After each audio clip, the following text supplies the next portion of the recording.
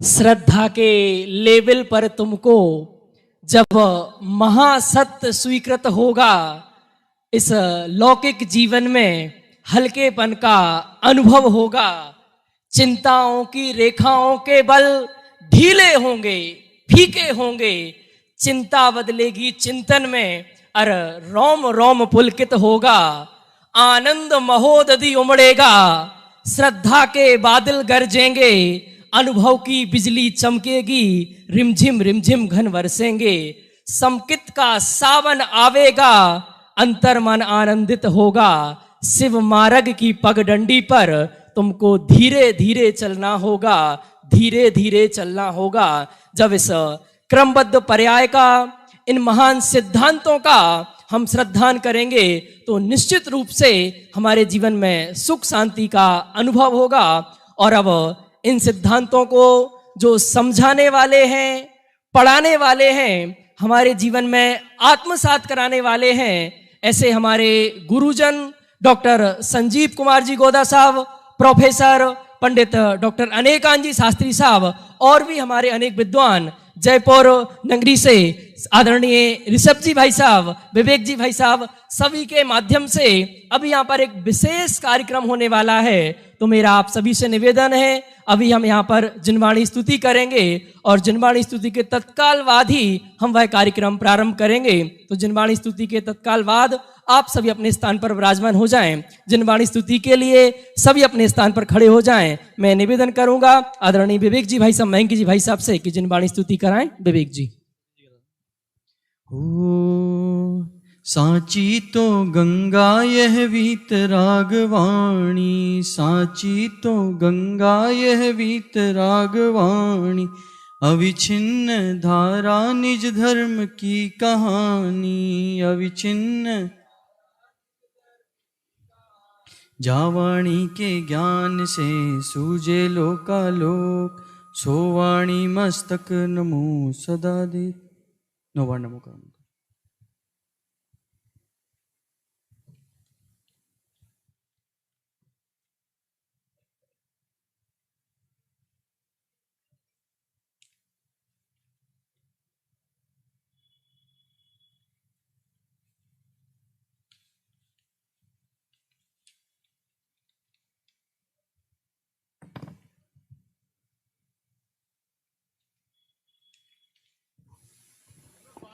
बोले द्वात सांगवई जिनवाणी माता की जय हो, जय हो, जय हो। सभी जन अपने अपने स्थान पर विराजमान हो जाएं। एक ऐसा अद्भुत कार्यक्रम, ऐसा अद्वितीय कार्यक्रम, ऐसा अनोखा कार्यक्रम आपने अपने जीवन में कभी नहीं देखा होगा, कभी नहीं सुना होगा। वो आप सबको आज यहाँ पर देखने और सुनने को मिल रहा होगा, मिलेगा। और डॉक्टर संजीव कुमार जी गोदा के माध्यम से विशेष कार्यक्रम वो देखने सुनने को मिलेगा। मेरा आप सबसे निवेदन है, आप शीघ्रता से अपने स्थान पर विराजमान हो जाएं, जिससे हम कार्यक्रम प्रारंभ कर सकें। शीघ्रता से सभी जन अपने अपने स्थान पर विराजमान हो जाएं। और हमारे सभी विद्वत वर्ग यहाँ पर पधार चुके हैं। मैं उनसे निवेदन करूंगा वो शीघ्र ही हम सबके बीच में उपस्थित होंगे। सर्वप्रथम आप सबकी जोरदार तालियों के साथ, जिन्हें हम बहुत प्यार करते हैं, हम सबके प्रिय हैं, मैं चार पंक्तियों के साथ कहता हूं। यदि अंधकार से लड़ने का संकल्प कोई कर लेता है तो एक अकेला सूरज ही सब अंधकार हर लेता है, तो एक अकेला सूरज ही सब अंधकार हर लेता है।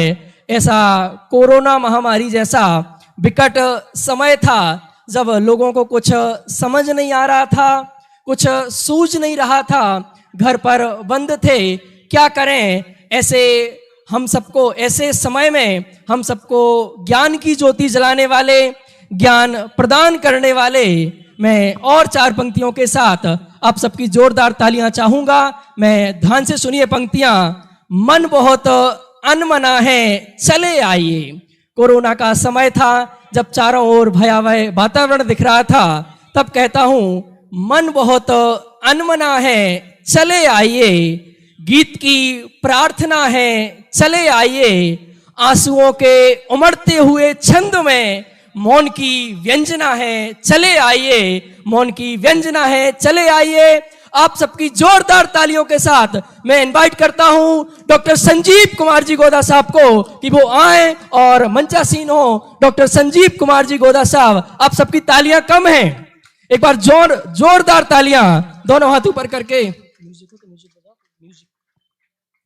और साथ ही साथ मैं निवेदन करता हूं इस आपके ही नगर के, दिल्ली महानगर के प्रोफेसर डॉक्टर पंडित अनेकांत जी शास्त्री साहब से, आदरणीय पंडित ऋषभ जी शास्त्री साहब से आप सबकी जोरदार तालियां बजती रहे। मैं निवेदन करता हूं आदरणीय ऋषभ जी भाई साहब उस्मानपुर से कि वो मंचासीन हो।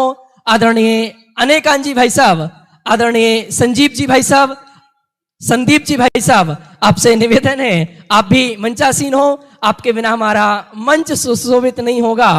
और अब मैं निवेदन करता हूं आदरणीय अनेकांत जी भाई साहब दिल्ली से कि वो भी मंचासीन हो। और जयपुर से पधारे हम सबके प्रिय पंडित अनिल जी शास्त्री जयपुर, आपसे निवेदन है पंडित अनिल जी शास्त्री, आप तालियां बजाते जाइए।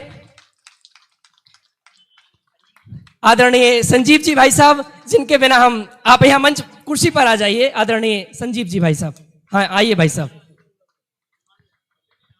और जिसकी प्रतिभा आप देख रहे हैं, जिस महाविद्यालय की इतनी प्रतिभा आप देख रहे हैं, श्री टोडरमल दिगंबर जैन सिद्धांत महाविद्यालय के उप प्राचार्य पंडित जिन कुमार जी शास्त्री से निवेदन है कि वो आए और मंचासीन हो। पंडित जिन कुमार जी शास्त्री शीघ्रता से यहाँ पर पधार रहे हैं। और आपके ही नगर के पंडित ऋषभ जी शास्त्री दिल्ली, जोरदार तालियों के साथ पंडित ऋषभ जी शास्त्री दिल्ली, और साथ ही साथ उनके पिताजी श्री नीलेश जी जैन, श्री नीलेश जी जैन, आपसे भी निवेदन है आप भी मंचासीन हो। और मैं अंतिम निवेदन करता हूँ पंडित संभव जी शास्त्री शिवाजी पार्क, आपसे निवेदन है पंडित संयम जी शास्त्री दिल्ली, पंडित आप्त जी शास्त्री, पंडित शुभांशु जी शास्त्री, पंडित अखिल जी शास्त्री, पंडित अमन जी शास्त्री, निवेदन है आप सभी विद्वान मंचासीन हो, हमारे सभी विद्वान मंचासीन हो। और भी कोई विद्वान शेष हो तो उनसे निवेदन है आप सभी मंच पर विराजमान हो जाइए। और हमारे जो भी साधर्मी बंधु पीछे गैलरी में खड़े हैं, आपसे निवेदन है आप यहाँ अग्रिम पंक्ति में पधारें और यहाँ पर विराजमान हो। पंडित अमन जी शास्त्री मंचासीन हो, पंडित अमन जी शास्त्री शंकर नगर, आइए पंडित अखिल जी शास्त्री मंडीदीप जयपुर, आपसे निवेदन है मंचासीन हो। पंडित संभव जी शास्त्री आप भी मंचासीन हो जाएं। हमारे माइक वाले भैया 2-3 माइक्स बीच में रख दें, हमें सबको देने पड़ेंगे। अगर आपके पास कॉर्डलेस माइक हो तो सबसे बढ़िया रहेगा, इससे हम दे सकें। संभव जी एक बार सबको माइक की व्यवस्था करा दें। और अब कार्यक्रम क्या होने वाला है इसकी रूपरेखा मैं आपको बता देना चाहता हूं। हम सबके प्रिय श्री टोडरमल दिगंबर जैन सिद्धांत महाविद्यालय के उप प्राचार्य पंडित जिन कुमार जी शास्त्री हम सबके बीच पधार चुके हैं। आपसे निवेदन है जिन कुमार जी शास्त्री मंचासीन हो। पंडित जिन कुमार जी शास्त्री, जोरदार तालियों के माध्यम से हम पंडित जिन कुमार जी शास्त्री का स्वागत करते हैं, उनका अभिनंदन करते हैं। आइए अब मैं आपको इस कार्यक्रम की रूपरेखा बता रहा था, आप सब ध्यान से सुनेंगे। पिछले 100 वर्षों में जो अध्यात्म की क्रांति हुई है उसका कोई तोड़ नहीं है, उसकी कोई होड़ नहीं है। और उस आध्यात्म की क्रांति को करने में अगर सर्वश्रेष्ठ योगदान किसी संस्थान का है तो वो टोडरमल स्मारक ट्रस्ट का है। और ट्रस्ट में भी जो हमारा महाविद्यालय चलता है, जो शास्त्री विद्वान बनते हैं, अब तक 1000 शास्त्री विद्वान तैयार हो गए हैं। पर अभी तक, एक बार जोरदार तालियां, 1000 शास्त्री विद्वान तैयार हो गए हैं। जयपुर की वह धरा पर जहां किसी एक राजा ने हमारे एक विद्वान का कत्ल किया था, एक विद्वान को मारा था और हमने कसम खाई, हाथी के पैर के नीचे कुचला दिया था हमारे पंडित टोडरमल जी को। हमको जो घटनाएं प्राप्त होती हैं और उसके बदले में हमने उस जयपुर की धरा से 1000 विद्वान तैयार करके जन जन में, गांव गांव में, शहर शहर में पहुंचा दिए हैं। ऐसी जयपुर की धरा से जो शास्त्री बनते हैं उसका क्या प्रभाव होता है, क्या है शास्त्री, कौन कर सकता है, कौन नहीं कर सकता है, जिनने आज तक शास्त्री कर लिया है उनके जीवन में इसका क्या फल होता है। शास्त्री सिर्फ एक पंडिताई की डिग्री है जिससे हम पूजा विधान कराने लगेंगे, बस मंच के कार्यक्रम कराने लगेंगे, क्या इसका और भी कुछ महत्व है? नहीं, इसका बहुत अधिक महत्व है। ये बहुत महत्वपूर्ण डिग्री है। मैं अगर ऐसा कहूं कि संसार के अनंत दुखों से अगर कोई सुखी करने वाली डिग्री है, कोई पढ़ाई है, तो उसका नाम है शास्त्री की पढ़ाई।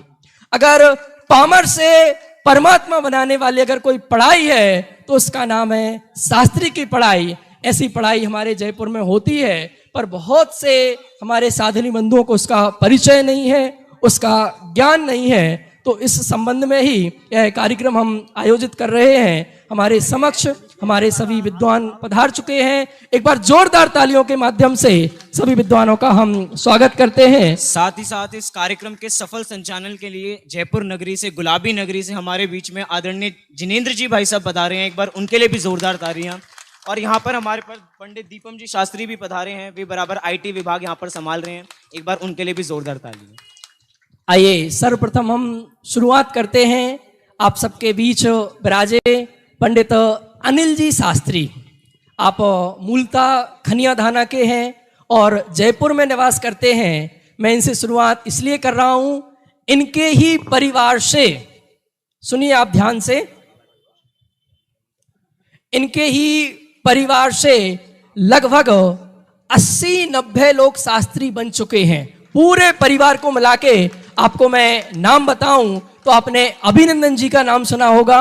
वहां से लेके आज अभी जो महाविद्यालय में जॉब करते हैं पंडित अमन जी शास्त्री लोनी, वो भी इनके परिवार के हैं। जो बच्चे भी पढ़ रहे हैं उनमें 4-5 बच्चे इनके ही परिवार के हैं। इतने बड़े परिवार में जिन्होंने शास्त्री किया है, ऐसे अनिल जी से मैं पूछना चाहता हूं, इस शास्त्री की पढ़ाई का संबंध किस क्षेत्र से है? या लौकिक क्षेत्र से ही इसका संबंध है या सिर्फ धार्मिक क्षेत्र से इसका संबंध है? आप हम सबको बताएं कि इस शास्त्री का संबंध किस क्षेत्र से है। और अनिल जी जवाब दें उससे पूर्व हम सबके बीच कोलकाता नगरी से पधारे हमारी सभा के मुख्य अतिथि के रूप में आप सबकी जोरदार तालियों के साथ में निवेदन करता हूं श्रीमान मुन्ना भाई जी साहब से कि आप यहां पधारे और हमारी सभा को गरिमा प्रदान करें। जोरदार तालियां। आइए मुन्ना भाई जी। हाँ जी। और अब मैं पुनः प्रश्न बोलता हूं और अनिल जी भाई साहब से निवेदन करता हूं कि सबसे पहला प्रश्न हमारे दिमाग में जो आता है, इस शास्त्री की पढ़ाई का संबंध किस क्षेत्र से है? ओम नमः सिद्धेभ्य। आत्मज्ञान ही ज्ञान है, शेष सभी अज्ञान।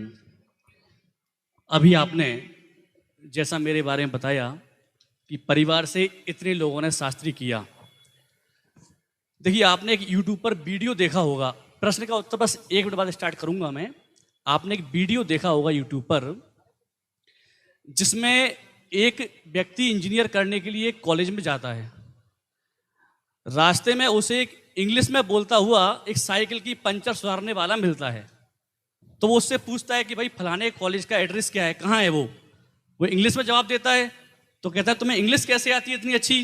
बोले साहब मैं भी वहीं का इंजीनियर हूँ। थोड़ा और आगे बढ़ा, एक व्यक्ति सफाई कर रहा है, उससे पूछा कि कॉलेज कहाँ है, उसने भी इंग्लिश में जवाब दिया। तो उससे कहा कि तुम्हें इतनी अच्छी इंग्लिश कैसे आती है? बोले मैं भी वहीं का स्टूडेंट हूं। इसका मतलब उसको क्या समझ में आ गया कि यदि मैंने उस कॉलेज से पढ़ाई की तो मेरा भविष्य भी इन्हीं किन्हीं के बीच में है। अब यदि हमने शास्त्री की पढ़ाई की तो पहले बैच से लेकर के आज तक मेरे परिवार सहित, हमारे परिवार सहित कितने ही लोग शास्त्री कर रहे हैं। यदि कहीं कुछ गड़बड़ी होती, भविष्य अच्छा नहीं होता, फ्यूचर अच्छा नहीं होता, तो पहले बैच से लेकर आज तक कोई तो समझाता कि भैया शास्त्री करने मत जाना। आपने भी देखा होगा ना, जब कोई व्यक्ति धर्म के क्षेत्र में आगे बढ़ता है तो कितना परिवार वाले दबाव डालते हैं लेकिन इन सब के बाद में इतने लोगों ने शास्त्री किया है, इसका मतलब है कि जो शास्त्री का अध्ययन है वो अध्ययन निरर्थक नहीं है, सार्थक है। दूसरा, अब जो मेरा प्रश्न है कि इससे हमारी लौकिक उन्नति होगी या धार्मिक उन्नति होगी। चलिए पहले हम बात कर लेते हैं लौकिक उन्नति की। हम सभी लोग क्या चाहते हैं वास्तव में? अभी यहां बैठे हैं ना, प्रवचन सुना है तो भले ही कहेंगे मोक्ष प्राप्त करना चाहते हैं, सुख प्राप्त करना चाहते हैं, लेकिन वो सुख मान किस में रखे हैं कि जिन जिन वस्तुओं में सुख मान रखा है उन सब में सुख, उन सब से सुख की प्राप्ति तो होने वाली नहीं है। खैर, मेरे को आपको क्या बताना है कि जो शास्त्री का हमने अध्ययन किया, अथवा इसको ऐसा समझ लीजिए धार्मिक अध्ययन किया या पाठशाला का अध्ययन किया, ये लौकिक दृष्टि से कार्यकारी है अथवा नहीं है। आपने भी घर में देखा होगा, आपके घर में छोटे छोटे बच्चे हैं, पाठशाला पढ़ने के लिए जाते हैं, और जब भी एग्जाम का टाइम आता है तो हम क्या कहते हैं, वो पाठशाला बंद कर दो। क्यों करना है पाठशाला बंद? क्योंकि उस पाठशाला को बंद करके बच्चे क्या करेंगे, अध्ययन करेंगे। लेकिन वास्तव में आप विचार करना, वो पाठशाला बंद करके यदि आप अध्ययन करा रहे हैं, वो अध्ययन उनका सफल होने वाला नहीं है। भले ही वो दुनिया की चकाचौंध में पहुंच जाएं, लेकिन जिस सुख और शांति की हम बात करते हैं, वो सच्चा सुख और शांति उन्हें प्राप्त होने वाली नहीं है। अथवा मैं इसको ऐसे कहूं कि जैसे मान लीजिए हमने अध्ययन किया और अध्ययन करने के बाद में किसी बड़े पद को प्राप्त कर लिया, जिसे लौकिक दृष्टि से जगत में बड़ा पद कहा भी जाता है, तो उस पद को प्राप्त करने के बाद भी आप देखिए कितने जीव सुखी हैं अथवा दुखी हैं। अथवा हमने जो लौकिक दृष्टि से उसका अध्ययन बंद कराया ना, अब आप देखना कई बार विद्यार्थी शास्त्री करने के लिए आते हैं, अथवा मैंने अन्य मुनिराजों के नाम आदि की चर्चा नहीं कर रहा हूं, उनके शंका समाधान आदि मैंने सुना कि जब वो लौकिक अध्ययन करते थे तब वो पढ़ने में इंटेलिजेंट नहीं थे, और जब से उन्होंने धार्मिक अध्ययन करना प्रारंभ किया तब से उनकी बुद्धि प्रखर हुई। इसका मतलब शास्त्री का अध्ययन, पाठशालाओं का अध्ययन अथवा धर्म का अध्ययन जगत में हमें अवरोध उत्पन्न करने वाला नहीं है, जगत में भी हमें आगे ही बढ़ाने वाला है। 4 प्रकार के पुरुषार्थ होते हैं, नाम तो सभी लोग जानते होंगे। एक बार मैं किसी अन्य व्यक्ति का प्रवचन सुन रहा था, उन्होंने एक बहुत अच्छी बात कही कि 4 प्रकार के जो पुरुषार्थ हैं ये प्रतिदिन हमें जीवन में धारण करने चाहिए। कई बार हमें लगता है कि हमारे पास समय नहीं है, हम कैसे उन पुरुषार्थों को धारण करें। 4 प्रकार के पुरुषार्थों को उन्होंने जीवन में बहुत व्यवस्थित ढंग से घटित किया। यदि इसको भी हम जीवन में घटित कर लें तो जो हमारे पास धर्म के लिए समय नहीं है, तो ऐसा हो ही नहीं सकता कि समय ना निकले। उन्होंने क्या कहा? उन्होंने कहा धर्म, अर्थ, काम, मोक्ष। तो धर्म के लिए आप प्रातः काल का पूरा समय दीजिए, अर्थोपार्जन के लिए दोपहर का समय दीजिए, दिन का समय दीजिए, काम के लिए रात्रि का समय दीजिए, और जो मोक्ष पुरुषार्थ है 24 घंटे मोक्ष पुरुषार्थ की भावना बहानी चाहिए। 24 घंटे यदि भेद विज्ञान की भावना चल रही है तो भेद विज्ञान की भावना नियम से क्या कराने वाली है कि नियम से हमें सम्यक दर्शन तो प्राप्त कराने वाली है। माने इस भाव से मोक्ष प्राप्त कर पाए अथवा ना कर पाए, लेकिन सम्यक दर्शन की प्राप्ति तो हुए अनिल बिना जी, नहीं रहेगी। मोक्ष की प्राप्ति तो हो जाएगी, सम्यक दर्शन की प्राप्ति हो जाएगी, पर पेट सम्यक दर्शन से थोड़ी भरेगा।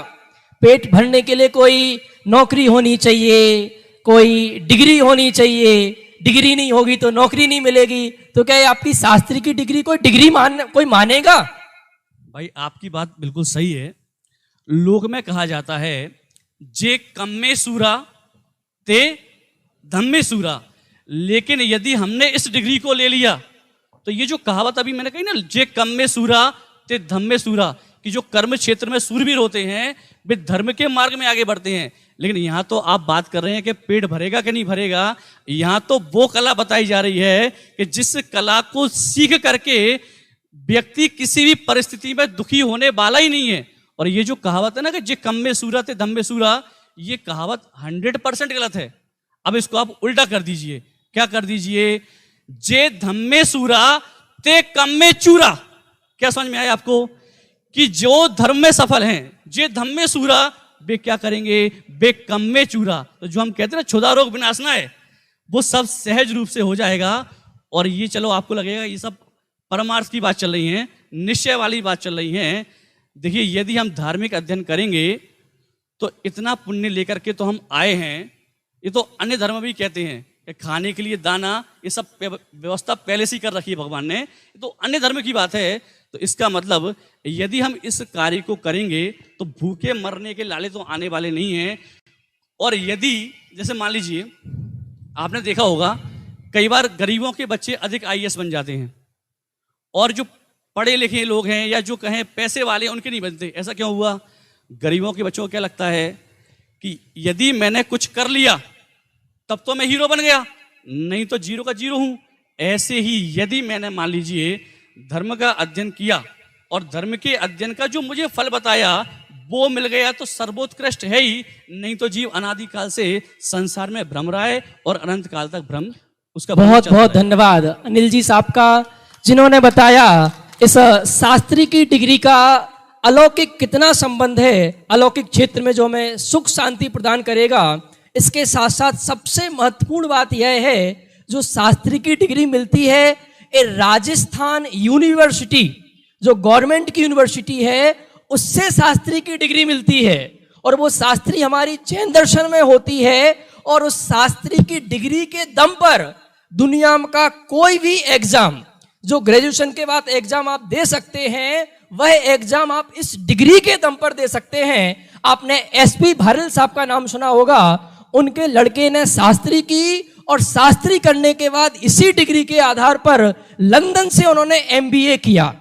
बिपिन जी मुंबई का नाम सुना होगा, उनकी लड़की ने स्मारक से शास्त्री की और शास्त्री करने के बाद अमेरिका से फैशन डिजाइनिंग का कोर्स किया इसी डिग्री के आधार से। मतलब ये डिग्री इतनी बड़ी है, इस डिग्री के आधार से आप लौकिक में प्रोफेसर बनना चाहते हैं, आईएएस बनना चाहते हैं, बैंक में जाना चाहते हैं, जो कुछ भी करना चाहते हैं वो भी सब आप कर सकते हैं। तो आइए चलते हैं हम ऐसे ही एक व्यक्तित्व के पास। हाँ, हमारे एक स्मारक के शास्त्री थे जिन्होंने आईएएस में परीक्षा दी थी और पास की थी और कलेक्टर भी बने थे।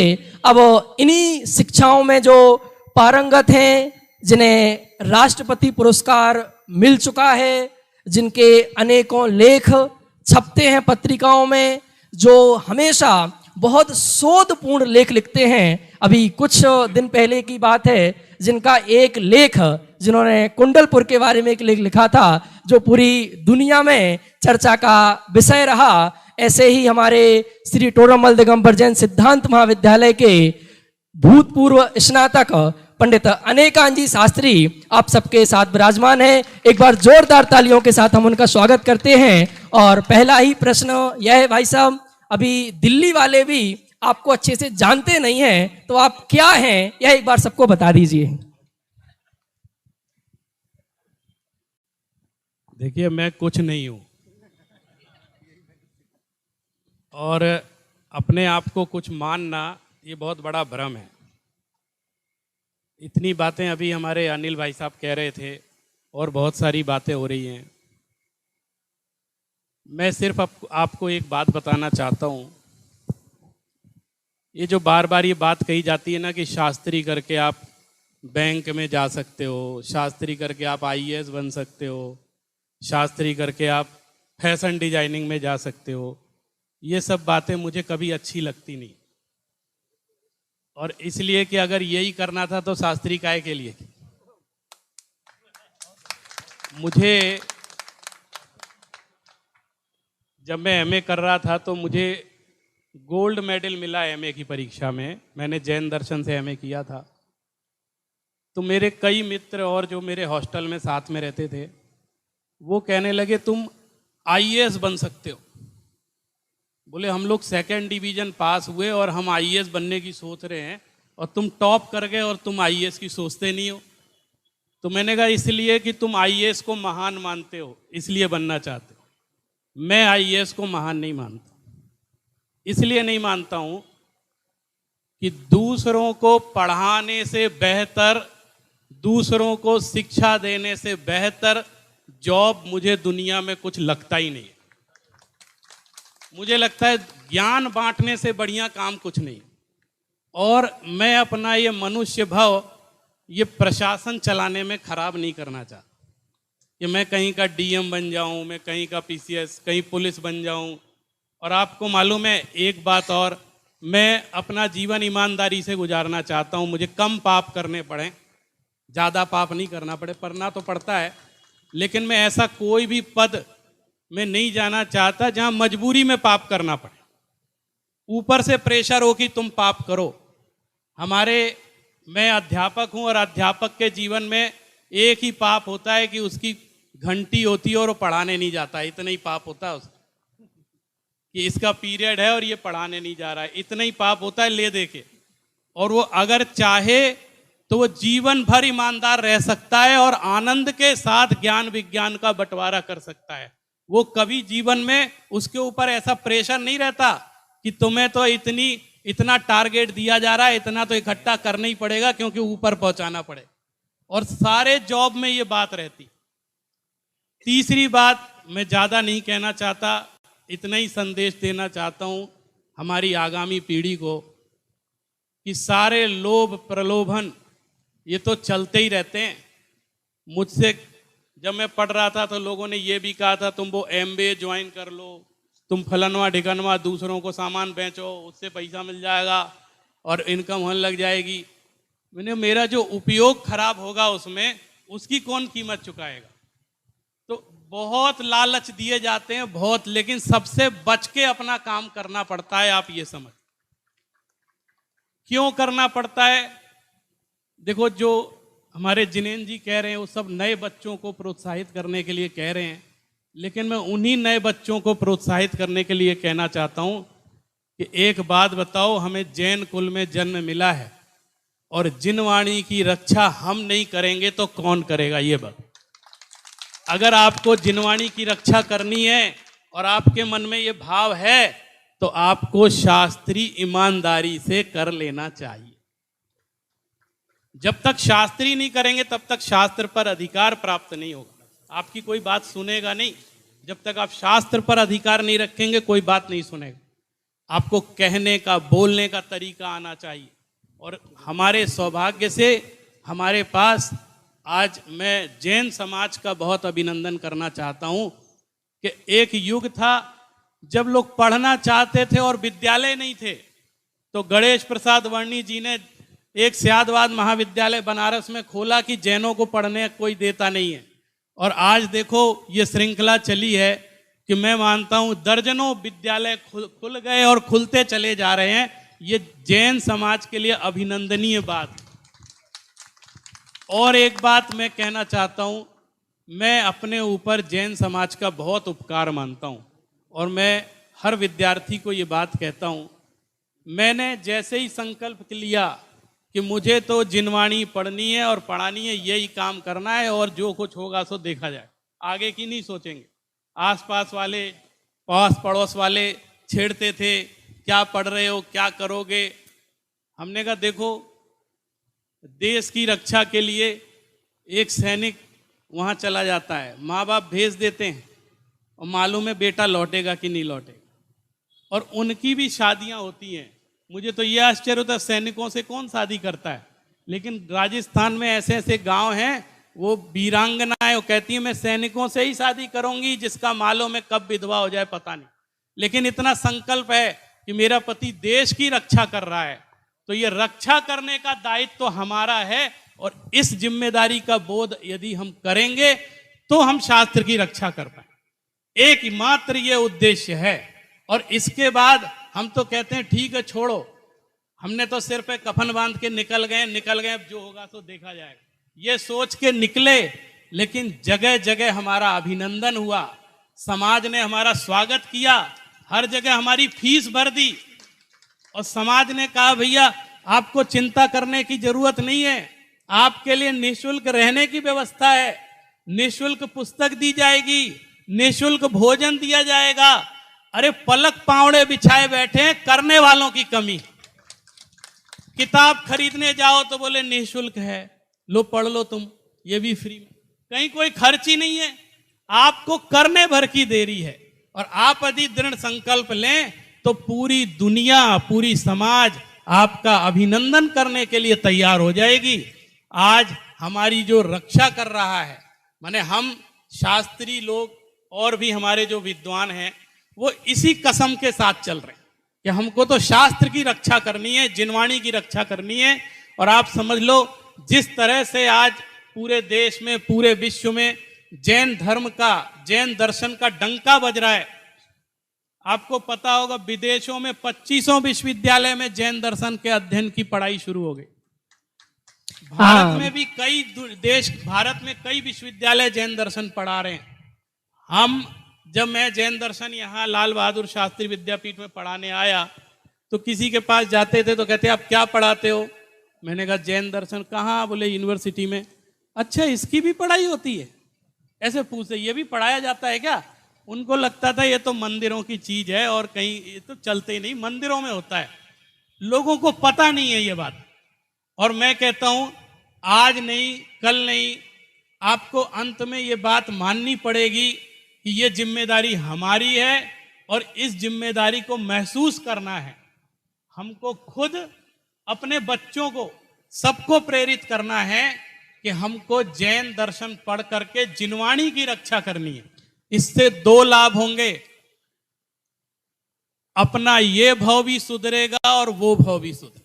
आदरणीय भाई लाभ साहब, मिलते हैं। जिस इस भाव और परभाव सुधारने की बात कर रहे हैं, इस भाव में आदरणीय भाई साहब ने श्री टोडरमल दिगंबर जैन सिद्धांत महाविद्यालय से जो अध्ययन किया है, आपके इस जीवन में जो उपलब्धि है, आदरणीय भाई साहब बता रहे हैं कि मैं एक अध्यापक हूं, पर सामान्य अध्यापक नहीं है, जिन्हें राष्ट्रपति से सम्मान प्राप्त है, ऐसे अध्यापक हैं श्री लाल बहादुर शास्त्री यूनिवर्सिटी, जिसमें जो जैन दर्शन विभाग है उसके आप अध्यक्ष हैं। आप इस मंजिल पर पहुंचे तो इस मंजिल तक पहुंचने में इस महाविद्यालय का क्या योगदान था? इसने आपको ऐसा क्या दिया जो आप इतनी रुचि आपके अंदर आज जैन दर्शन के प्रति जागृत हो गई है? देखिए, मेरा तो पारंपरिक कार्य है। मेरे माता पिता दोनों ही जैन धर्म दर्शन के विद्वान हैं। मेरी माताजी ने, पिताजी ने मुझे प्रेरणा दी। लेकिन मैं ये मानता हूँ कि एक जन्म तो मेरी माँ ने मुझे घर में दिया, लेकिन जब मैं विद्यालय में आया तो वहाँ मेरा पुनर्जन्म हुआ। और जो जो बातें मैंने सीखी, जिस तरीके से सीखी, उस चीज़ का पालन मैं आज तक करता हूँ। और मुझे एक बहुत बड़े व्यक्ति ने एक बात कही थी, जैसे विद्यालय की बात बताऊं, एक सुनील कुमार जैनापुरे जी हमारे वरिष्ठ अध्यापक, वरिष्ठ पढ़ते थे, उस समय हमसे सीनियर थे। तो जब हमारे विद्यालय में क्या होता है, जो सीनियर विद्यार्थी होता है वो जूनियर विद्यार्थी की क्लास लेता है। कभी कभी किसी किसी की एक पंक्ति दिमाग में सेट हो जाती है और वही दिमाग में घूमती रहती है। 2-3 बातें आपको बता रहा हूँ। वो एक दिन क्लास ले रहे थे तो उन्होंने संस्कृत की एक सूक्ति बताई। उन्होंने कहा, समुन्नतम मानसम यस्य भाग्यम तस्य समुन्नति। ऐसे सूक्ति समझाई। क्या? जिसका मानस समुन्नत होता है, जिसकी सोच ऊंची होती है, उसका भाग्य भी ऊंचा जाता है।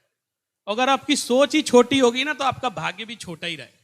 वो भाग्य में क्या होगा क्या नहीं होगा, सोच तो हमारे हाथ में है। तो कह रहे समुन्नतम मानस, तो वो पंक्ति मेरे दिमाग में सेट हो।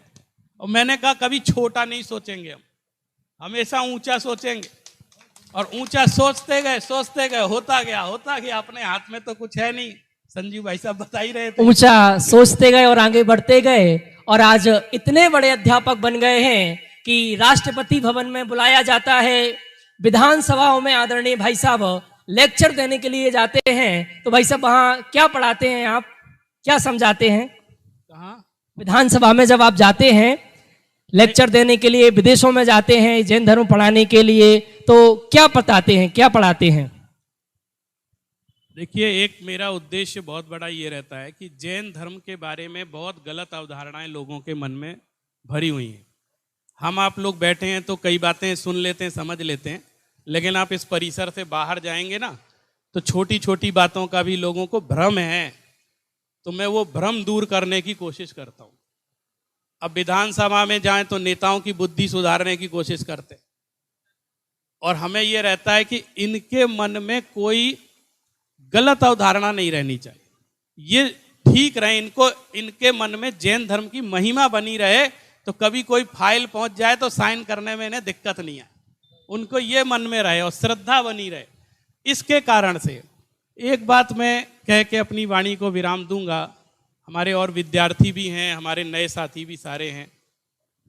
एक बहुत बड़े व्यक्ति ने मुझसे एक बात कही थी और उस व्यक्ति का नाम मैं बताता हूँ। आपने तेरापंथ श्वेतांबर तेरापंथ संप्रदाय देखा होगा, उनके एक बहुत बड़े हुए आचार्य तुलसी। तो एक बार मैं उनके पास गया तो उन्होंने मुझसे पूछा कि तुम क्या करना चाहते हो। तो मैं एकदम अवाक रह गया, मैं विद्यार्थी था। मैंने थोड़ी देर मैंने क्या कह रहे, उन्होंने एक बात कही, ध्यान रखना, उत्तर अच्छे से देना। मैं तुमसे ये नहीं पूछ रहा हूं तुम क्या बनना चाहते हो, मैं तुमसे ये पूछ रहा हूं तुम क्या करना चाहते हो। यदि तुम्हारा यह निश्चय हो गया कि तुम क्या करना चाहते हो तो तुम्हें क्या बनना है ये प्रकृति अपने आप निश्चित कर देती।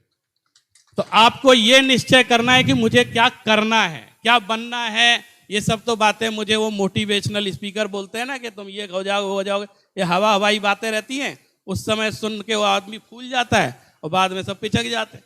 अपना दृढ़ इच्छा शक्ति रखनी है कि मुझे क्या करना है, क्या होना है, ये हम भवितव्यता पर छोड़ देते हैं। बहुत बहुत धन्यवाद। इस पढ़ाई का यह मूल्य है कि हम किसी नेता के बैग उठाने वाले नहीं बनते हैं, किसी नेता की गुलामी नहीं करते हैं। उन नेताओं को हम पढ़ाने जाते हैं और विदेशों में भी जाते हैं तो उनको ज्ञान देने के लिए जाते हैं। और ये सब बातें बातों में ही नहीं हैं। आपको लग रहा होगा अनेकान जी सिर्फ बातें दे रहे हैं, नहीं। आप लौकिक में जाके देखिए, कोई डॉक्टर अपने बच्चे को डॉक्टर नहीं बनाता आज, कोई इंजीनियर अपने बच्चे को इंजीनियर नहीं बनाता, कोई आईएएस ऑफिसर अपने बच्चे को आईएएस ऑफिसर नहीं बनाना चाहता है। उसे उसकी सारी स्थिति परिस्थितियां पता है। पर आदरणीय भाई साहब ने अपनी बच्ची का एडमिशन ब्राह्मी सुंदरी विद्या निकेतन में कराया कि वो बच्ची भी इसी मार्ग में आगे बढ़े। और मैं आपको आंकड़ा बता दूं, हमारे यहाँ से जो 1000 विद्वान तैयार हुए हैं उनमें कम से कम 100 से 150 बच्चे ऐसे हैं जिनके पिताजी, जिनके भाई, जिनके मामा जी, चाचा जी ने शास्त्री की, और वो सब सेकंड जनरेशन हमारे यहाँ एडमिशन लेने आती है। और अब आपको लग रहा होगा ये तो कोई दूर देश से बच्चे आते होंगे पढ़ने, नहीं। आपके दिल्ली शहर के ही एक ऐसे विद्यार्थी जो आज से कुछ सालों पहले तक इन्हीं दिल्ली की सड़कों पर घूमा करते थे, बढ़िया लग्जरी लाइफ जिया करते थे, पर उनके दिमाग में ना जाने क्या सूझा और वो भी जयपुर आ गए और शास्त्री की, और ऐसी वैसी शास्त्री नहीं की, शास्त्री में गोल्ड मेडल प्राप्त किया। उसके बाद एमए किया तो एमए में गोल्ड मेडल प्राप्त किया। उसके बाद नेट, जेआरएफ, पीएचडी, जैन दर्शन में सब कुछ कर रहे हैं। ऐसे दिल्ली के विद्वान पंडित ऋषभ जी शास्त्री से निवेदन करता हूं कि आपके दिमाग में ऐसा क्या विचार आया था। आपके ऊपर तो कोई पारिवारिक प्रेशर भी नहीं था, पारिवारिक बैकग्राउंड भी नहीं था कि पापा चाचा कोई शास्त्री है तो हमें भी करना है। आप तो बिल्कुल फ्री थे। ऐसा क्या विकल्प था, ऐसी क्या प्रेरणा थी जो आपने शास्त्री की?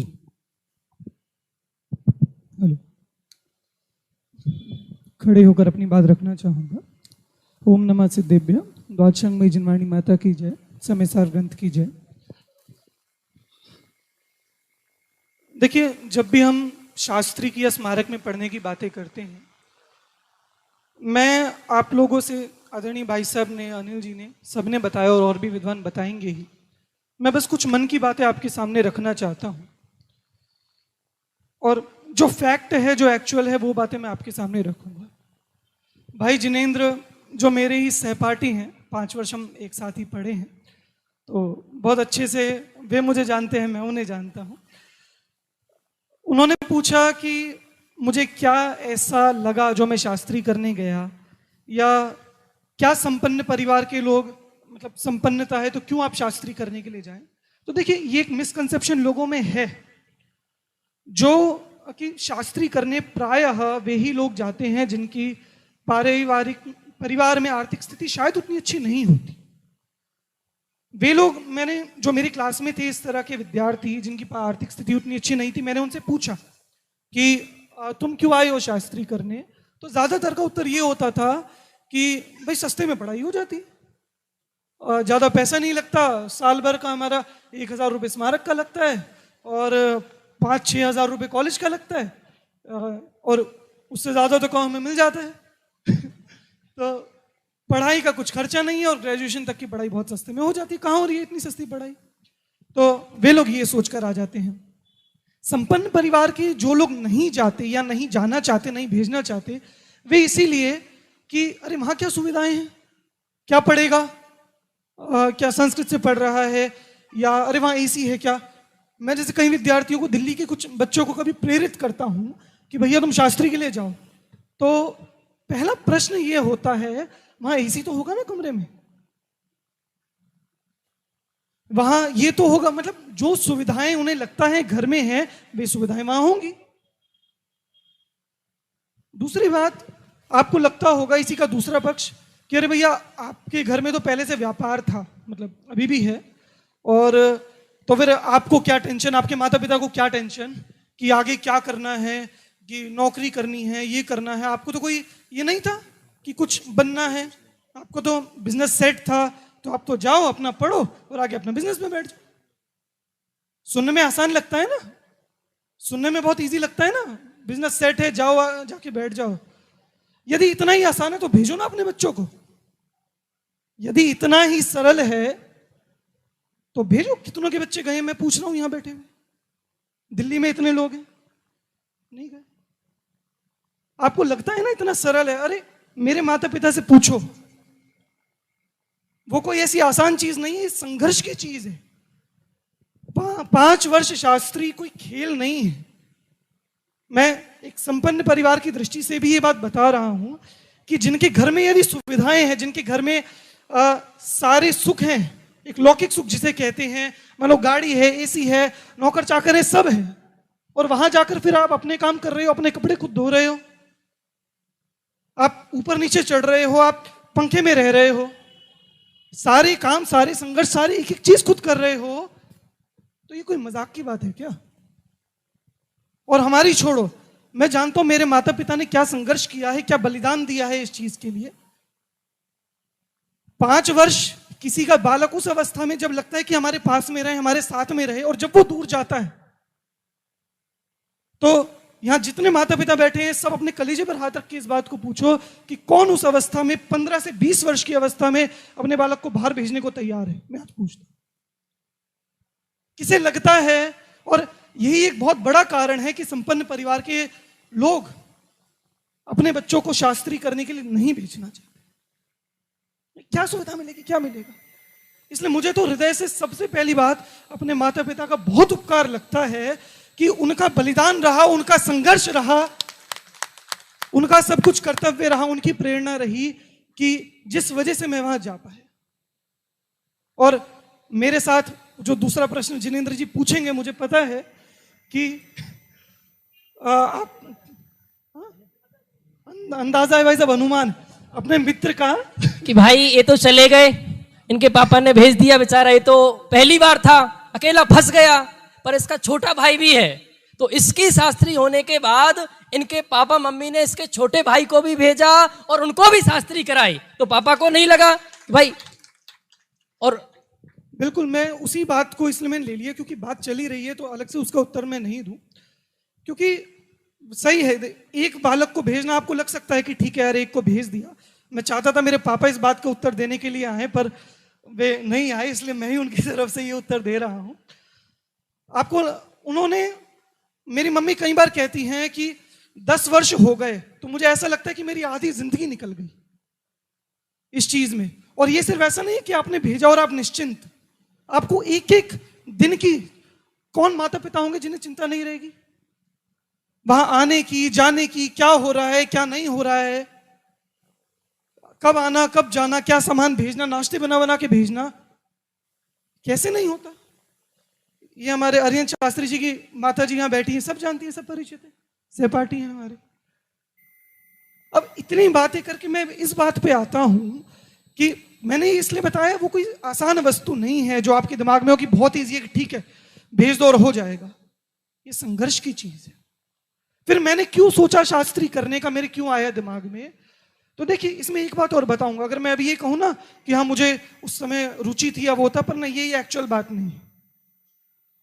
आप अगर सचिन तेंदुलकर से पूछो ना, भैया तू क्रिकेट खेलने क्यों गए थे शुरू में, तो उनके दिमाग में क्या वो पिक्चर थी 24 साल की कि मैं इसलिए क्रिकेट खेलने गया था। अब लता मंगेशकर से पूछो पहली बार म्यूजिक सुनने क्यों गई थी, उनके दिमाग में थी पिक्चर कि वो कोकिल कंठी बन जाएंगी? नहीं थी।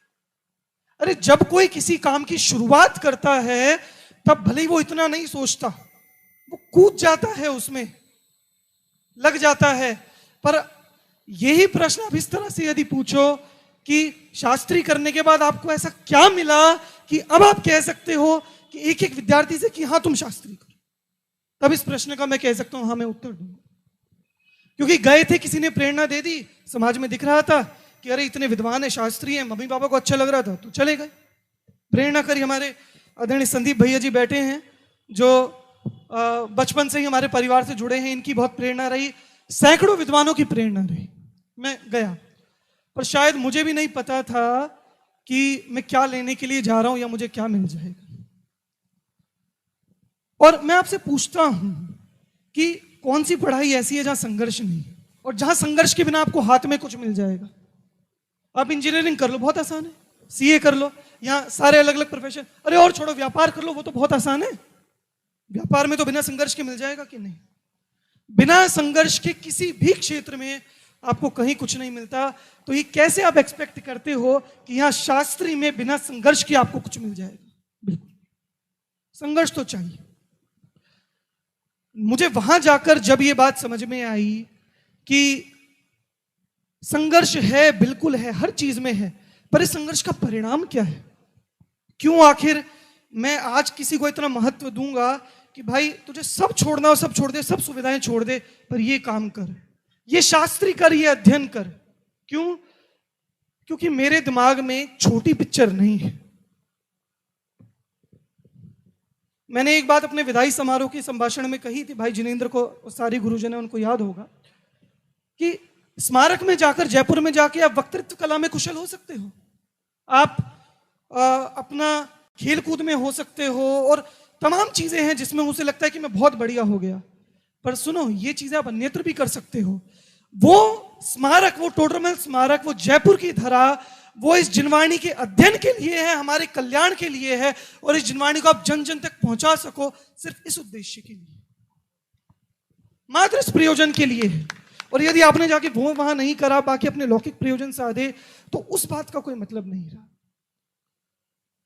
मेरे चित्त में वहां जाकर जो महिमा आई, बस अपनी बात अंत करता हूं, आप जब तक छोटी पिक्चर देखते रहोगे ना, आप यही प्रश्न करते रहोगे, क्यों कराना, क्यों कराना, क्यों कराना। छोटी पिक्चर मतलब कि 25 वर्ष पहले मेरा जन्म हुआ, 50 वर्ष पहले बाद मेरा मरण हो जाएगा, इतना सा मनुष्य भर है, इतना ही है ना। कि क्या करोगे, इसके बाद नौकरी, नौकरी के बाद ये, उसके बाद ये, फिर बस बच्चे, शादी, बच्चे, बच्चों की शादी और रिटायरमेंट, अपना खत्म। इतना सी जीवन है, इतनी सी जिंदगी है। अरे एक आत्मार्थी को तो ये समझ में आना चाहिए कि हमारा जीवन ये 25-50 वर्षों का नहीं, पीछे से अनंत काल से हम रुलते आ रहे हैं और आगे अनंत काल हमारे सामने पड़ा है। आपको ये क्यों दिख रहा है कि इतना सा 25 वर्ष बीत गए और आगे ये होगा? हमारा अनंत काल जिस दुख में बीता है, उस दुख को दूर करने के लिए हम इस ज्ञान को यहां प्राप्त कर रहे हैं, और इस ज्ञान के लिए मैं कहूंगा मैंने शास्त्री की, और आज मैं अनंत काल के लिए इतना निश्चिंत हूं, इतना निश्चिंत हूं। मुझे नहीं पता मेरी आगे क्या स्थिति होगी, पर मैं इतना जानता हूं कि इस तत्व ज्ञान के लिए मैं पूरा विश्व क्षण मात्र में त्याग सकता हूं। अपने कल्याण के लिए मेरे लिए आज और कोई वस्तु इतने महत्व की नहीं है, विश्व की कोई चीज महत्व की नहीं है, और अनंत काल तक मैं निश्चिंत हो चुका हूं, अपने मोक्ष के लिए निश्चिंत हो चुका हूं। ये है जो मुझे शास्त्री करके मिला है, और ये है जिसके लिए मैं सबको कहूंगा कि आप अपने बच्चों को शास्त्री के लिए भेजें। सचमुच जिनका छोटा विजन है, जो अपने आप को इस पर्याय मात्र मानते हैं, वो इसकी महिमा नहीं समझेंगे, पर जो अपने आप को जीव मानते हैं, जिंदगी में आगे सेख क्या कार्य नुमाया कर गए, बीए किया, एमए किया, पेंशन मिली और मर गए, क्या इतना सा ही हमारा जीवन है? हमें तो अपने अनंत भवों को सुधारना है। यह भव का अभाव करने के लिए मिला है। और आपको लगेगा कि भाई कुछ आता ही नहीं, जो और लोग तो बहुत होशियार थे, इन्होंने पाठशाला पढ़ी है, इन्हें सब बातें आती हैं, पर मेरे बच्चों को तो कुछ ही नहीं आता। तो मैं अब आपको मिलाता हूं एक ऐसे सज्जन से जो हमारे 1000 किलोमीटर के आसपास के एरिया के नहीं है, जो हमसे बहुत दूर एक दूसरे कोने पर विराजे हैं। चेन्नई हमसे कितनी दूर है, हमारी भाषा अलग है, हमारा कल्चर अलग है, उनका भी सब कुछ अलग है। उनको बिल्कुल हिंदी नहीं आती थी और वो उस समय में अपने गांव में मजदूरी करते थे और उनका जीवन का लक्ष्य था मुझे बस एक ड्राइवर बनना है। उन्होंने कभी नहीं सोचा था मैं श्री टोडरमल दिगंबर जैन सिद्धांत महाविद्यालय का उपप्राचार्य बनूंगा। जो व्यक्ति जीवन में यह सोचता था मुझे ड्राइवर बनना है, जिसे कभी हिंदी नहीं आती थी, जिसे जैन धर्म का अनार का नहीं आता था, आज वो व्यक्ति हजारों विद्वानों को तैयार कर रहा है। तो मैं आदरणीय जिन कुमार जी भाई साहब से पूछता हूं कि आप स्मारक पहुंचे तो आपकी उन्नति में स्मारक किस प्रकार सहायक रहा, आप बताएं तो अन्य लोग आपसे प्रेरणा ले सकें और अपने बच्चों को भी यहाँ भेज सकें। ये तो स्मारक का तो पूरा ही सहयोग है। स्मारक नहीं होता तो मैं तो होता ही नहीं, और जिस तरह से आज हूँ वैसा नहीं होता। और जैसे भाई ऋषभ ने बताया, प्रारंभ में तो मुझे इस बात की जानकारी नहीं थी कि वहाँ क्या पढ़ाई होती है, कैसी क्या व्यवस्था होती है, और मुझे भाषा का भी ज्ञान नहीं था, कुछ अक्षर का भी ज्ञान नहीं था। पर जो हमारे कुछ शास्त्री हैं वहाँ, जो पूर्व में तमिलनाडु से आकर के यहाँ शास्त्री करके गए हैं, पंडित अशोक जी शास्त्री, उनसे मुझे बात सुनने को मिली। मैं मतलब पढ़ाई तो करता था, पढ़ाई करते करते साथ में कुछ काम भी साथ में कर लेता था, और गाड़ी चलाना इसमें मुझे ज़्यादा रुचि थी, तो उसमें ही मैं अपना भविष्य देखता था। पर जब ये बात सुनने को मिली वहाँ पढ़ाई होती है, तो मैं वहाँ जयपुर आके पढ़ना चाहता था, पर मुझे घर वालों ने इसकी अनुमति नहीं दी। एक तो बहुत दूरी, वहाँ से 2 दिन का सफ़र है, ट्रेन में 2 दिन का सफ़र करके वहाँ जाना पड़ता है, और भाषा का ज्ञान नहीं और कोई पहचान नहीं, तो वहाँ जाने नहीं दे रहे थे। फिर भी जिद करके मैं वहाँ आया, जयपुर आया, और फिर शुरुआत में तो कुछ समझ में नहीं आया कौन क्या बोलता है, पर कैसे क्या व्यवहार है, कैसी क्या व्यवस्था है, कुछ भी मुझे समझ में नहीं आता था। पर मैं घर वालों से लड़ के आया था कि नहीं मैं तो रुकूंगा, वहाँ जाके पढ़ूंगा। घर वाले इस बात का इंतज़ार कर रहे थे कि ये जल्दी जल्दी आ जाएगा वापस लौट करके, पर मैंने तो सोच रखा था कि नहीं जाना है। और धीरे धीरे यहाँ रह के मैंने सब देखा कि कैसे लोग सब अध्यात्म के प्रति समर्पित होकर के, धर्म के प्रति समर्पित होकर के कार्य कर रहे हैं। धीरे धीरे समझने लगा, 1-2 वर्ष तो पहले भाषा समझने में लगा, और धीरे धीरे जब विशेष मुझे समझ में आने लगा तो मैंने सोचा मेरे पास देने के लिए क्या है धर्म के लिए। तो ना तो मेरे पास पैसे थे, ना तो संपत्ति थी, पर मैंने देखा कि एक लंबा जीवन मेरे पास है, तो अपना जीवन मैंने इसमें लगा दिया। जोरदार तालियां। उनके जीवन में कुछ नया नहीं था, पर यह था कि मैं अपना पूरा जीवन तत्व ज्ञान के लिए समर्पित करूं। जो शिक्षा मुझे मिली, इस शिक्षा को देने में ही मैं अपना पूरा जीवन लगाऊं। मैं आदरणीय भाई साहब जानना चाहता हूं, इतनी पढ़ाई आपने कर ली, तो आपके परिवार वालों का आपके प्रति अब क्या व्यवहार रहता है, वो क्या समझते हैं? परिवार वाले तो ऐसा समझते हैं जैसे कोई साधु संत हो गया हो हमारे घर पे। अब वो एकदम खान पान भी बदल गया, बोलने चालने की भाषा भी, सब कुछ ऐसा बदल गया, तो वो तो ऐसा समझते हैं कि एकदम जीवन परिवर्तित हो गया है।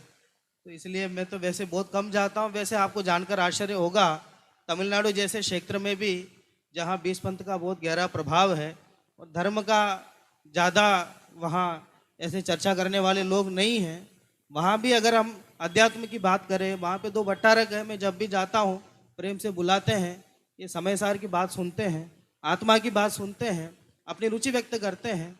यद्यपि कहते हैं कि परंपरा के कारण यहाँ जो परंपरा चल रही है उसमें हम बंधे हुए हैं, पर अध्यात्म में हमें बहुत रुचि, ऐसे भाव व्यक्त करते हैं और सुनते हैं, बहुत प्रेम से सब इस बात को सुनते हैं। तो ये बहुत अच्छा लगता है वहाँ जा कर के। जीवन में जो सबसे बड़ा परिवर्तन ये हुआ है, जिस अध्यात्म को हमने जीवन का आधार बनाया है, उसे सुनने वाले लोग हर क्षेत्र में हैं। आदरणीय भाई साहब उपप्राचार्य हैं, और आप जब कभी जयपुर आएंगे तो देखेंगे कि उपप्राचार्य का क्या प्रभाव है। बाहर आप बड़ी से बड़ी यूनिवर्सिटियों में जाएंगे, बच्चे अपने टीचर के, प्रिंसिपल के नए नए नाम निकालते हैं, उनकी मजाक उड़ाते हैं, कोई सुनता नहीं। पर आप जब कभी जयपुर आएंगे तो देखेंगे बच्चे कितना प्यार करते हैं, कितना प्यार करते हैं आदरणीय जिन कुमार जी से, और जिन कुमार जी भी बच्चों से इतना प्यार करते हैं, इतना प्यार करते हैं। तो मैं आदरणीय भाई साहब से ही पूछना चाहता हूं, ऐसा आप कौन सा जादू करते हैं कि पूरे दुनिया के जहां प्राचार्य और उपप्राचार्य बच्चों से डर के भागते हैं कि हमें इनका सामना ना करना पड़े, नहीं तो गालियां देंगे, कुछ फेंकेंगे, कुछ करेंगे, और आप उनके बीच 24 घंटा रह के काम करते हैं। ऐसा क्या जादू आप बच्चों के ऊपर करते हैं? नहीं, ये तो मैं तो अपने ऋण से उऋण हो रहा हूँ। मैं यहाँ आया था, मैं कुछ नहीं जानता था। सब मेरे क्लास वालों ने, सीनियरों ने, जूनियरों ने भी, जैसे भाई ऋषभ बैठे हैं, ये भी वास्तव में कहें तो प्रेरणा स्रोत है एक तरह से। जिस तरह का वो जीवन जीते हैं देख करके बहुत मुझे बार बार विचार आता है। वैसे ही आप सबने मिल करके मुझे इस अध्यात्म का मार्ग बताया, भाषा का ज्ञान दिया, धर्म का ज्ञान दिया, तो मैं उस माहौल जो आप सबने मुझे दिया उसी के बदले में सबको प्रेम से, जो हमारे विद्यार्थी हैं उन सबको वो प्रेम वापस लौटाता हूँ। जो यहाँ के लोगों ने मुझे दिया उसे वापस लौटाता हूँ।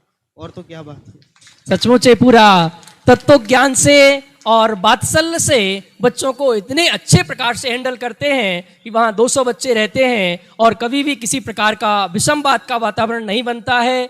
अब आपके इस शिवाजी पार्क से भी कुछ शास्त्री हुए हैं, तो मैं सर्वप्रथम आप देखते हैं उनके प्रवचन भी सुनते हैं, जिन्होंने पूरा कार्यक्रम देख रहे हैं, पंडित संभव जी शास्त्री। एक बार जोरदार तालियों के माध्यम से हम पंडित संभव जी शास्त्री का स्वागत करते हैं। हम उनसे कुछ पूछें, उससे पूर्व उनके पिताजी यहाँ मनोज कुमार जी हैं, उनसे एक प्रश्न पूछना चाहता हूँ कि जो भी बच्चा शास्त्री करता है उसमें उसके माता पिता का क्या योगदान होता है, इस बारे में आप हम सबको अवगत कराएं कि बच्चे के शास्त्री करने के साथ साथ उसमें उसके माता पिता का क्या योगदान होता है।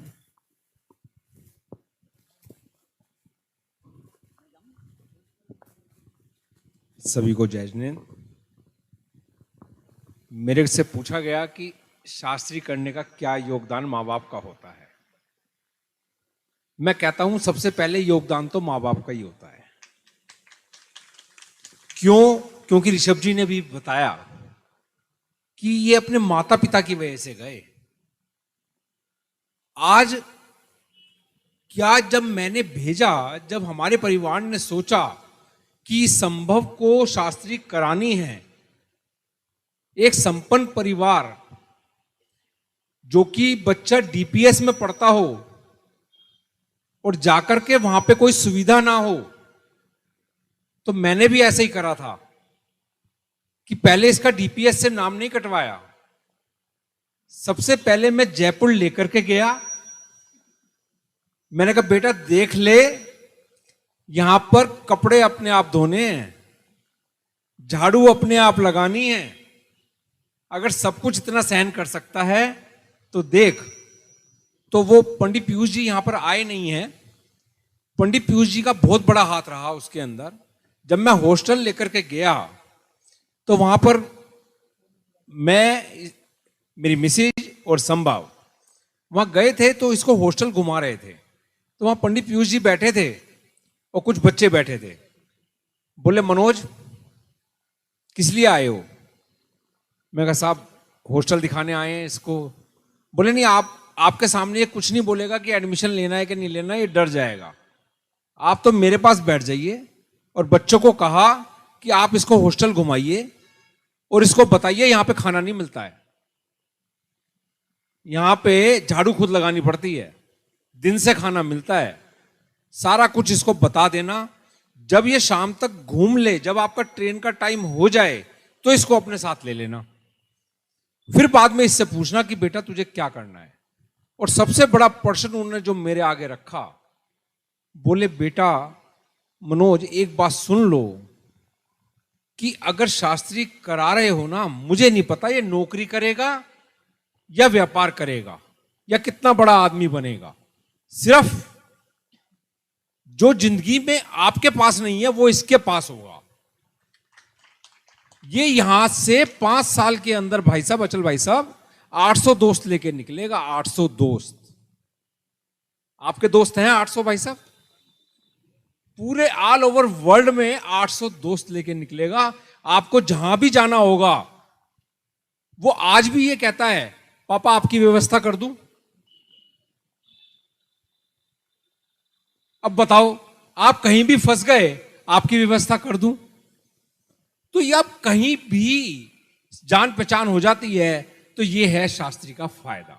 इसलिए मैंने इसको शास्त्री कराने के लिए भेजा। उससे इसका भव तो सुधर ही रहा है, उससे हमारा भव भी सुधर रहा है। बहुत बहुत धन्यवाद आदरणीय भाई साहब, जिन्होंने बताया कि इतनी सारी वहां पर कपड़े स्वयं धोने हैं, झाड़ू लगाने हैं, पर कपड़ा नहीं, ये आप फिर जीवन में सब कुछ करना सीख जाते हैं। अगर 5 साल आपने कर लिया तो फिर आप जीवन में आप कुछ भी कर सकते हैं, कभी जीवन में कोई चुनौती नहीं आ सकती है। मैं संभव से ही पूछना चाहता हूं कि संभव आपने शास्त्री कर ली, शास्त्री करने के बाद आपके और आपके परिवार में किस प्रकार का परिवर्तन आया है, आपकी सोच में किस प्रकार का परिवर्तन हुआ है, आपको शास्त्री करने के बाद क्या लाभ हुआ है? शास्त्री करने के बाद अनेकानेक लाभ ही हुए हैं, हानि तो कोई हुई ही नहीं है। विचार कीजिए, शास्त्री कर ली तो मैं बारंबार विचार करता हूं कि मुझको मिला क्या है। वास्तव में मेरा जो प्रश्न होना चाहिए कि मेरे माता पिता का क्या योगदान है, मैं इस पे थोड़ी देर बात करना चाहूंगा।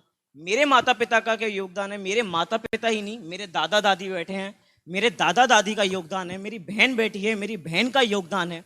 आज ऐसी स्थिति है कि अगर घर में प्रवचन होते हैं तो घर में प्रवचन होते हैं। आज बुआ बराबर बैठी हैं, बुआ के घर जाना होता है तो बुआ के घर में प्रवचन होते हैं।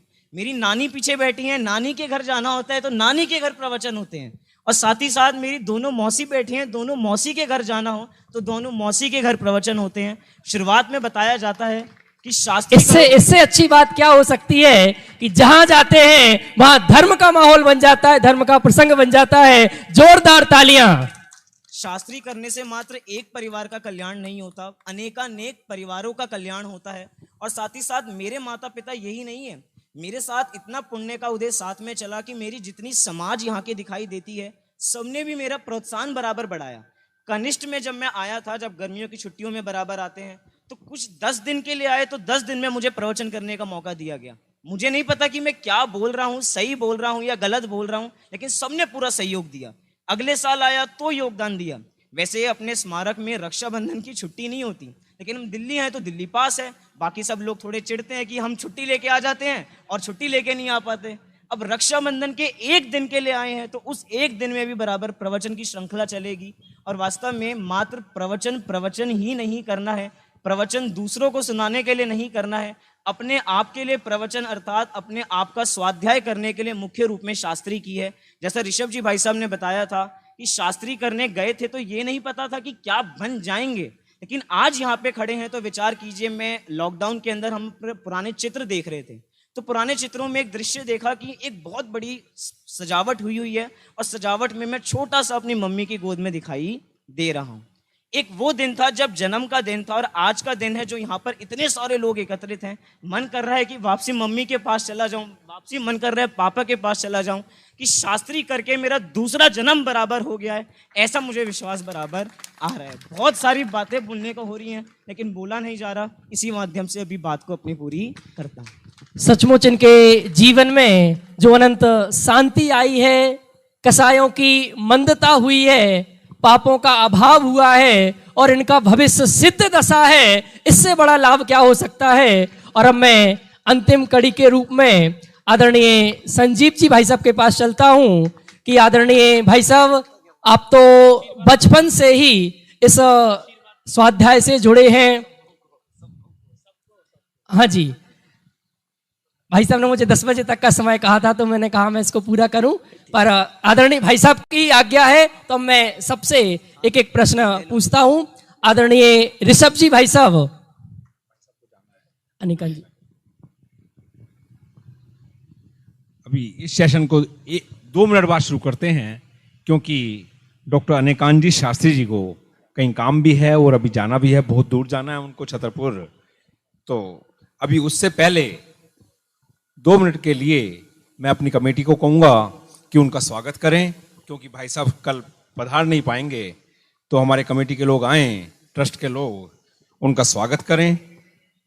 ये मनीष जी भाई साहब वगैरह सब आ जाएं। ये माला पहना के और अंग वस्त्र पहना के भाई साहब का स्वागत करें।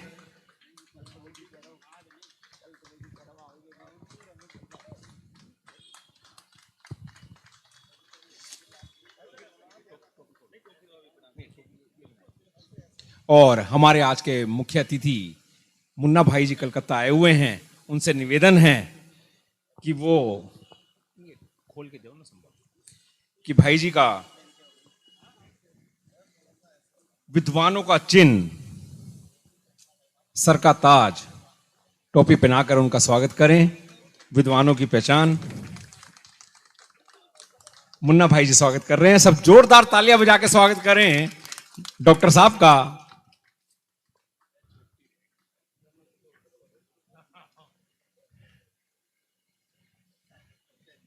मुन्ना भाई जी कलकत्ता स्टाइल में ही पहना रहे हैं क्योंकि कलकत्ता के हैं। बहुत बढ़िया। और हमारे प्रधान साहब उनको अंगवस्त्र पहना रहे हैं। और मनीष जी और नरेंद्र जी आए, उनका डॉक्टर साहब का स्वागत करें। जल्दी आइए भाई साहब।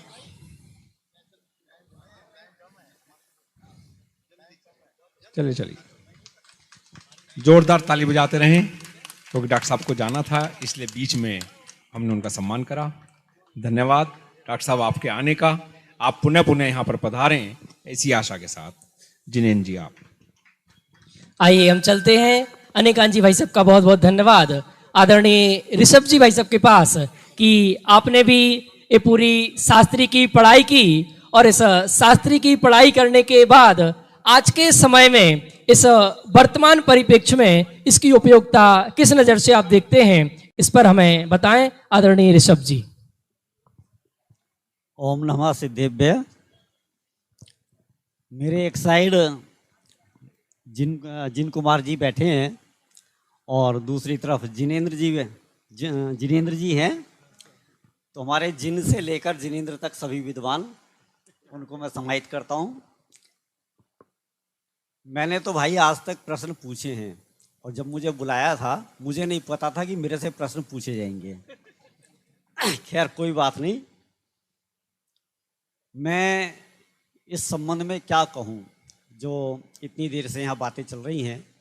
शास्त्री होने का गौरव क्या है, ये तो शास्त्री होने के बाद ही पता चल सकता है। दूसरी बात ये है कि शास्त्री होने के बाद आपको मिला क्या। बहुत सारे लोग कहते हैं क्या फ्यूचर क्या है। सुबह संजीव जी के प्रवचन में आ रहा था कि साहब फ्यूचर क्या है। शास्त्री में फ्यूचर नहीं दिखाई दे रहा। शास्त्री में ही फ्यूचर है, बाकी तो कहीं फ्यूचर है ही नहीं। दूसरी बात यह है कि शास्त्री करके क्या मिला। हम ये कहते हैं कि हमें क्या नहीं मिला। एक इंजीनियर है, एक डॉक्टर है, एक वकील है। आपका बेटा टॉप क्लास डॉक्टर है, लेकिन फिर भी आप देखना कि आज वो कहाँ बैठेगा। और ये जो हम शास्त्री लोगों को जिस गद्दी पर बैठने का सौभाग्य मिल रहा है ना, ये आपको मालूम है किसकी गद्दी है? ये गणधर परमात्मा की गद्दी है। इससे बड़ा सौभाग्य हमें और क्या मिल सकता है। मैं उन लोगों से कहना चाहूँगा जिन लोगों के मन में ऐसा बैठा हुआ है कि शास्त्री करने से क्या होता है। अरे एक बार कोई डॉक्टर बन जाए, वकील बन जाए, इंजीनियर बन जाए, लेकिन रिटायरमेंट होने के बाद उस पढ़ाई की कोई कीमत नहीं है, और वो पढ़ाई साफ हो जाती है। लेकिन आज हमने जो पढ़ाई करी है, उस पढ़ाई की कीमत ना तो रिटायरमेंट होने के बाद कम होती है, और ना मरने के बाद कम होती है। हमने अपने बच्चे को डॉक्टर बनाया, पर्याय बदल गई, अगली पर्याय में चला गया। उससे पूछना, क्यों भैया, कि वो जो तुमने डॉक्टरी करी थी उसका कुछ अंश है? लेकिन इन शास्त्रों के ज्ञान का जो हमने अध्ययन किया है वो हमारे एक भाव में नहीं, भवों भवों तक काम आने वाले हैं। ये शास्त्री होने का लाभ है। हम सब अपने बच्चों को इस मार्ग में लगाएं। इसी भावना के साथ मैं अपनी बात को जो सच्चा सुख प्राप्त होता है वो इस मार्ग से ही प्राप्त होता है। इसके अलावा दूसरा कोई मार्ग नहीं है जिससे सच्चा सुख प्राप्त होगा। मैं आदरणीय संदीप जी भाई साहब के पास चलता हूँ। लोगों को लगता है अब शास्त्री कर ली तो आपके जीवन में कोई चुनौतियाँ नहीं आती होंगी, कोई परेशानियाँ नहीं आती होंगी, कोई समस्याएं नहीं आती होंगी। अरे यह तो जगत का स्वभाव है। जब तक आप इस जगत में रहेंगे तो प्रॉब्लम्स आएंगी, समस्याएं आएंगी। पर नॉर्मल व्यक्ति के लाइफ में जब वो समस्याएं आती हैं तो वो इतना परेशान हो जाता है कि सुसाइड तक कर लेता है, आत्महत्या तक कर लेता है। पर आपने शास्त्री की है तो आप इन समस्याओं को, इन प्रॉब्लम को किस प्रकार हैंडल करते हैं यह हमें बता दीजिए। ओम नमः सिद्धिभ्य। सभी साधर्मी जन जो हमारे इस राजधानी दिल्ली महानगर की संस्कृति और विरासत से परिचित हैं, और मैं तो यहाँ पर देख रहा हूँ कि सबसे पहले दिल्ली जैसी राजधानी से उस शास्त्रों के अध्ययन करने के लिए पहला नाम यदि यहाँ पर आता है तो भाई साहब ऋषभ जी भाई साहब यहाँ पर बैठे हुए हैं। और उसके बाद मेरे ख्याल में नाम आता है मुझे शायद नेमचंद जी भाई साहब, जिनका नाम वो भी दिल्ली से थे। और उसके बाद अब आप देख रहे हैं कितनी बड़ी फौज तैयार हो गई। इससे लगता है कि शास्त्र अध्ययन करने में, क्योंकि अभी बहुत सारे प्रश्न पूछे हमारे सभी मित्रगणों ने, अग्रजों ने, अनुजों ने अपने अपनी भावना व्यक्त की।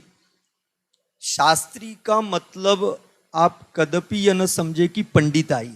सबसे बड़ा कंफ्यूजन लोगों के मन में, यदि हम भी नाम लगाए ना शास्त्री तो उनको लगता है ये पंडिताई है, ये संस्कृत के कोई पंडित हैं, शादी फेरे कराने वाले हैं, मुहूर्त कराने वाले, पता नहीं उनकी नजरों में उनकी चश्मा जो लगा हुआ है ना शास्त्री लगाने में, विधि विधान, गृह प्रवेश, और दिल्ली वालों को तो पता नहीं क्या क्या नवग्रह और पता नहीं कौन सा, और मृत्युंजय का पाठ, और भगवान जाने, हाँ ज्योतिष, और हाथ दिखा दो और कल का दिखा दो और फ्यूचर बता दो। और हमारा भैया हमें हमारा फ्यूचर नहीं पता, हम आपका क्या बता दें। ये बहुत सारी मनगढ़ंत है और इसका व्यापार चल रहा है। मैं इस बीच में इसलिए बताना चाहता हूं कि शास्त्री शब्द एक राजस्थान यूनिवर्सिटी की एक डिग्री है। ये कोई टोडरमल स्मारक की डिग्री नहीं है। आप मत समझिए टोडरमल स्मारक से कोई एलर्जी है आपको या किसी और विद्यालय से। अरे ये उसकी डिग्री नहीं है। ये जैसे आपका बच्चा किसी कॉलेज में पढ़ता है और डिग्री मिलती है ना बाकायदा, उसी प्रकार की वाइस चांसलर की स्टैंप लगी हुई, साइन की हुई पोस्ट ग्रेजुएट डिग्री है, उसका नाम शास्त्री डिग्री है। और ये शास्त्री माने बीए इक्वल। आप समझ जाइए जैसे आपका बच्चा बीए करता है आर्ट्स में, ह्यूमैनिटीज में, उसी प्रकार की एक शास्त्री की डिग्री है। बस इतना फर्क है। हमारे साथ अकेले हम लोग जो बैठे ये शास्त्री नहीं, इतने सहपाठी हैं। बस इतना अंतर है कि उन्होंने जैन दर्शन के लगे जगह पर उन्होंने संस्कृत ली, व्याकरण ली, पता नहीं साहित्याचार्य बने, साहित्य से एमए की, संस्कृत वांग्मय ली, अनेक अनेक सब्जेक्ट हैं उसमें, ज्योतिष वाले भी हैं उसमें, सब प्रकार से हैं ज्ञान। इसलिए ये शास्त्री शास्त्र के अध्ययन गहराई से करने के लिए ये विद्यालय बने, महाविद्यालय बने, और यहां पर रह करके एक तरह से आपको बोर्डिंग सिस्टम, एक हॉस्टल सिस्टम मिला हुआ है। समाज के योगदान से वो हॉस्टल चलता है, आप सभी के सहयोग से चलता है कि यहां रहने वाले विद्यार्थी, बार बार अभी एक बात कर रहे थे संपन्न और निष्संपन्न, इससे कोई प्रयोजन नहीं है। या आपका दृष्टिकोण हो सकता है कि मेरे घर में क्या फैसिलिटी, उसके घर में क्या नहीं है। हम फैसिलिटी के लिए वहां पर नहीं जाते। शास्त्री के अध्ययन करने का मतलब है आपका बच्चा आत्मनिर्भर बनता है, आपका बच्चा स्वावलंबी नहीं बनता है। आपके बच्चे के साथ घर से वहां तक का सफर उसके बीच में आने वाली परेशानियों का समाधान कारक बनता है। ये हमने सीखा है। हमारे पेरेंट्स हमारे साथ बार बार नहीं, एक दिन छोड़ने के लिए आए थे, उसके बाद तो हम लोगों ने सफर किया है। हम जिस समय पढ़ते थे भाई साहब संजीव जी, तो वहां पर पाठशाला के एक बच्चों की तरफ वहां पर एक शिविरों में शिविरार्थी बनकर के लाभ लेने आते थे, और भाई साहब पूरी तन्मयता के साथ वहां पर पढ़ते थे। चाहे मोक्ष मां प्रकाशक की क्लास हो, प्रदीप जी झांझरी साहब की, नए चक्र की हो, अभय कुमार जी साहब की, चाहे भाई साहब शांति कुमार जी की हो, लघु जैन सिद्धांत, सभी क्लासों को, अन्ना जी की गुणस्थान प्रवेशिका की क्लासें भाई साहब अध्ययन करते थे। आज उसका प्रतिफल समाज उठा रही है। ये उनकी साधना का फल है। वहां जो विद्यार्थी पंचवर्षीय रहता है वो अपनी साधना करने के लिए रहता है। भाई साहब अभी ऋषभ जी कह रहे थे वहां रहते हुए समझ में नहीं आता, लेकिन जब शास्त्री होती है तब उस शास्त्री की महिमा आती है। भाई साहब अभी मनोज जी कह रहे थे कि 800 लोगों से कनेक्शन हो जाता है। मैं कहता हूं 800 नहीं, पूरी दुनिया के लोगों से यदि कनेक्शन है तो शास्त्री विद्वान का है। चाहे वो अमेरिका भी चला जाए, और यदि वो मंदिर में बैठ करके इस अपनी जिनवाणी खोल करके स्वाध्याय करेगा तो 10 लोग उसके इर्द गिर्द बन जाएंगे। भाई साहब हमारे घर चलो, आपने ये जिनवाणी का अभ्यास किया है। इसलिए जिसके कंठ में ये जिनेंद्र भगवंतों की गणधरों की वाणी समाहित होती है, ये गणधर की गद्दी पर बैठने का सौभाग्य स्वयं पवित्र होता है, और जो उसकी सुगंध सूंघता है उसका जीवन भी पवित्र होता है। बहुत बहुत धन्यवाद। प्रतिकूलताओं में कहीं घबराहट नहीं है। प्रतिकूलता आएंगी, लेकिन तत्व ज्ञान का वो बल है, होता स्वयं जगत परिणाम, मैं जग का करता क्या काम।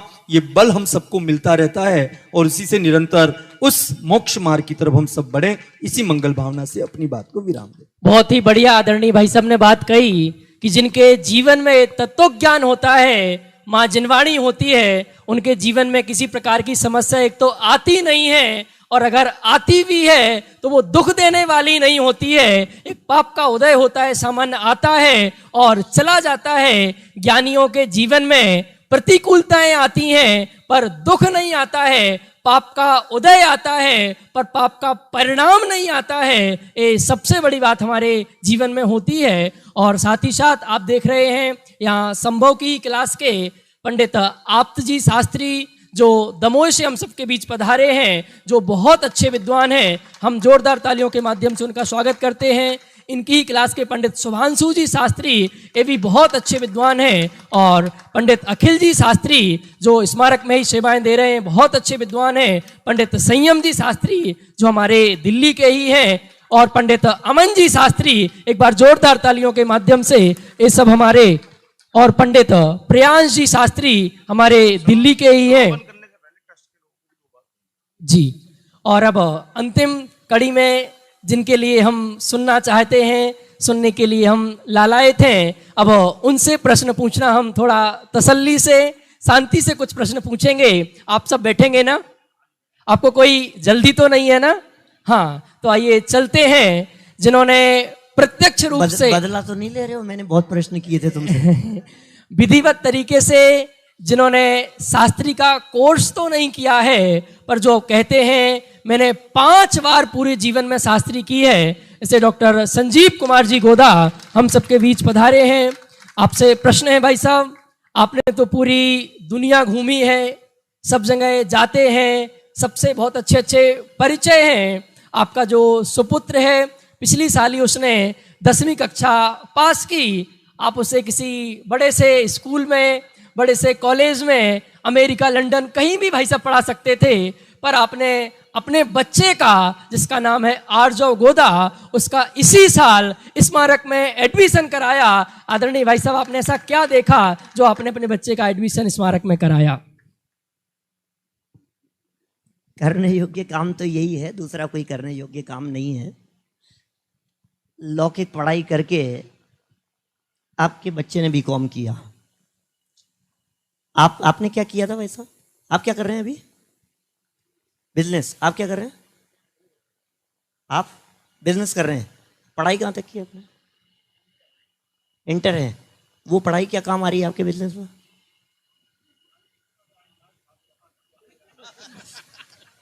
सीधी सी बात है, कुछ काम नहीं आती है, कुछ भी काम नहीं आती है सच में। उसको मैथ्स पढ़ा दो, साइंस पढ़ा दो, कुछ भी पढ़ा दो, आप सब लोग यहाँ बैठे हुए हैं, सब लोगों ने ग्रेजुएशन किया होगा, किसी ने एमए किया होगा, किसी ने कुछ किया होगा। आज आपकी लाइफ में आपकी वो पढ़ाई क्या काम आ रही है? बोलो सब। सारे बिजनेसमैन लोगों से पूछ रहा हूँ, जॉब करने वालों से पूछ रहा हूँ, प्राइवेट जॉब करने वालों से पूछ रहा हूँ। वो लैब में ले जाकर के आपको वहाँ क्लास में 10th क्लास के अंदर लैब में ले जाते थे और वहाँ वो ये नापते थे, उसमें वो क्या क्या काम आ रहा है, काम क्या आ रही है वो चीज़? जीरो है ना वो। मैं तो लेट हो गया, मेरा बस चलता तो मैं तो बच्चे को स्कूल में पढ़ने नहीं भेजता। मैं सच कह रहा हूँ। क्या पढ़ाना है अपने को? 2 चीज काम आएगी जिंदगी में। बोलना आना चाहिए उसको, हिंदी आनी चाहिए, एक इंग्लिश आनी चाहिए और थोड़ा जोड़ बाकी गुणा भाग आना चाहिए। इसके अलावा और लाइफ में कुछ चाहिए क्या? बोलो ऋषभ। 3 के अलावा चौथी चीज आपके कुछ काम आ रही है क्या? बिल्कुल जीरो लगती है, बिल्कुल जीरो लगती है वो सारी चीज। और ये जैन तत्व ज्ञान वो है जो जीवन जीना सिखाता है। ये जीवन है भाई साहब। मैं बोल नहीं रहा हूं, मैं जीता हूं जैन दर्शन को, इसलिए कह रहा हूं मैं। जो कुछ मतलब नहीं है पूरी दुनिया से, कौन पूछ रहा है, कौन नाम ले रहा है, कौन बुला रहा है, कौन क्या कर रहा है। मैं अपने लिए पढ़ता हूं, मैं अपने लिए स्वाध्याय करता हूं मैं। तो जो चीज मुझे अच्छी लगी उसका भी निर्णय था, उसकी मम्मी का निर्णय था, बच्चे का निर्णय था, हमारा भी निर्णय था, हमारी भी भावना थी कि वो क्या करना है। दुनिया भर के ऑप्शन खुले हुए थे उसके पास में, जो चाहता वो कर सकता था। लेकिन बचपन से ही उसके भी दिमाग में सेट था कि मुझे तो शास्त्री करना है, बस कुछ नहीं, मुझे जैन दर्शन पढ़ना है। अभी अनेकान जी ने कही ना जैसी बात, जनवाणी की सेवा करना है हमारे को, इसके अलावा दूसरा कोई काम नहीं है। मैंने भी बचपन से यही सोचा था, कुछ नहीं किया, हमें एक ही काम करना है, बस जनवाणी की सेवा करनी है, दूसरा कुछ नहीं, सिर्फ एक ही काम करना है। कठिन तो जरूर था, एक ही बच्चा था और मेरे से ज्यादा तो वो, उनसे पूछोगे तो पता लगेगा ये क्या बात है। पूछने ही वाले हो अभी, कुछ शायद कुछ तो पूछोगे ना उनसे, तो वो जवाब देंगे वो उसके बारे में वो। तो भाई कुल मिलाकर के बात ये है, देखो मैं और बहुत सारी बातें कह सकता हूँ, समय की सीमा है, लेकिन इतना समझ लीजिए आप, कोई व्यक्ति ये नहीं चाहता कि उनका बच्चा चोर बने, कोई नहीं चाहता कि उनका बच्चा बेईमान बने, हत्यारा हो, है ना, गलत काम करे, सप्त व्यसनों में लिप्त रहे, शराब पीवे, मांस भक्षण करता हो, खोटे काम करता हो, पुलिस उन्हें पकड़ कर, कोई नहीं चाहता है ना। लेकिन कौन सी ऐसी शिक्षा है जिस शिक्षा के अंदर ये सारी बातें सिखाई जाती है? जहां शिक्षा नहीं संस्कार दिए जाते हैं। आप इंजीनियरिंग कॉलेज के अंदर बच्चे को पढ़ाएंगे, वहां संस्कार नहीं दिए जाएंगे। हर जगह पर संस्कार की कीमत है। आपकी डिग्री नहीं पूछेंगे, आपने किसी व्यक्ति को अपने यहां कर्मचारी के रूप में रखना है, आपको रखना है, अपने ऑफिस में जॉब के लिए किसी लड़के को रखना है, घर में काम के लिए रखना है, नौकर रखना है, सर्वेंट रखना है।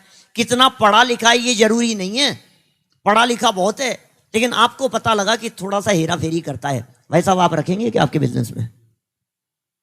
नहीं रखेंगे। मुन्ना भाई थोड़ा सा झूठ बोलता है, लड़का बहुत अच्छा है, रखेंगे आपके यहाँ काम पे? झूठ बोलने वाला नहीं चलेगा। बोलो भैया आपके यहाँ बिजनेस है, थोड़ा गुस्सा तेज है उसका, पलट करके सामने जवाब दे देता है, आप रखने के लिए तैयार हैं क्या? आपको ऐसा व्यक्ति चाहिए जो व्यक्ति गुस्से वाला नहीं हो, जो व्यक्ति घमंडी नहीं हो, जो मायाचारी नहीं हो, जो चोर नहीं हो, जो बदमाश नहीं हो, जो बेईमान नहीं हो, ऐसा व्यक्ति चाहिए। लेकिन मुझे ये बतलाइए दुनिया में कौन सी ऐसी यूनिवर्सिटी है जिस यूनिवर्सिटी में ये बातें सिखाई जा रही है? हमारे महाविद्यालय को छोड़कर ये संस्कार दिए जा रहे हैं वहां पर। हमारे वहां व्यक्तित्व का विकास किया जाता है। टोडरमल महाविद्यालय में, टोडरमल दिगंबर जैन सिद्धांत महाविद्यालय में शास्त्री नहीं कराई जाती है। शास्त्री तो यूनिवर्सिटी की डिग्री होगी, शास्त्री तो राजस्थान यूनिवर्सिटी दे रही है, शास्त्री तो संस्कृत यूनिवर्सिटी दे रही है। हम तो वहां चेतन भगवान बनाते हैं, वहां भगवान गढ़े जाते हैं भाई साहब, वहां परमात्मा बनाए जाते हैं, वहां संस्कार दिए जाते हैं, वहां लाइफ में सुखी कैसे रहना है ये कला सिखाई जाती है। आपको क्या चाहिए? आपको अपना बच्चा इंजीनियर चाहिए कि बच्चा सुखी चाहिए? बोलो, आपको अपना बच्चा डॉक्टर चाहिए या सुखी चाहिए? आपको अपना बच्चा बिजनेसमैन चाहिए या सुखी चाहिए? अरे कुछ भी कर तू सुखी रहे, यही तो चाहिए ना।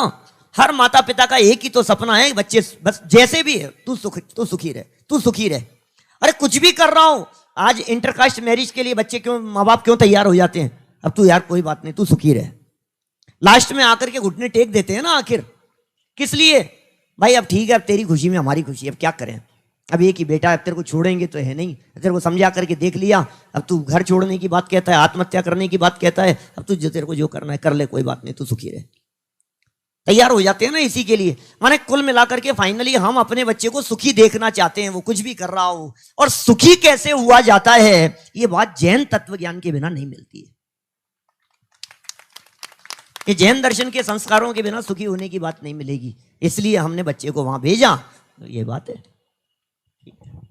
बहुत बहुत धन्यवाद आदरणीय भाई साहब का, जिन्होंने बताया। मेरा एक प्रश्न जो मैंने संदीप जी भाई साहब से पूछा था, आपसे भी पूछना चाहता हूं कि लोगों को लगता है अब तो बहुत बड़े विद्वान बन गए, अब जीवन में कोई समस्याएं नहीं आती हैं, पर क्या आपके जीवन में भी कोई समस्याएं आती हैं, और आती हैं तो उन्हें आप किस प्रकार हैंडल करते हैं? थोड़ा समाज को आप बता देंगे तो समाज बहुत लाभान्वित होगा।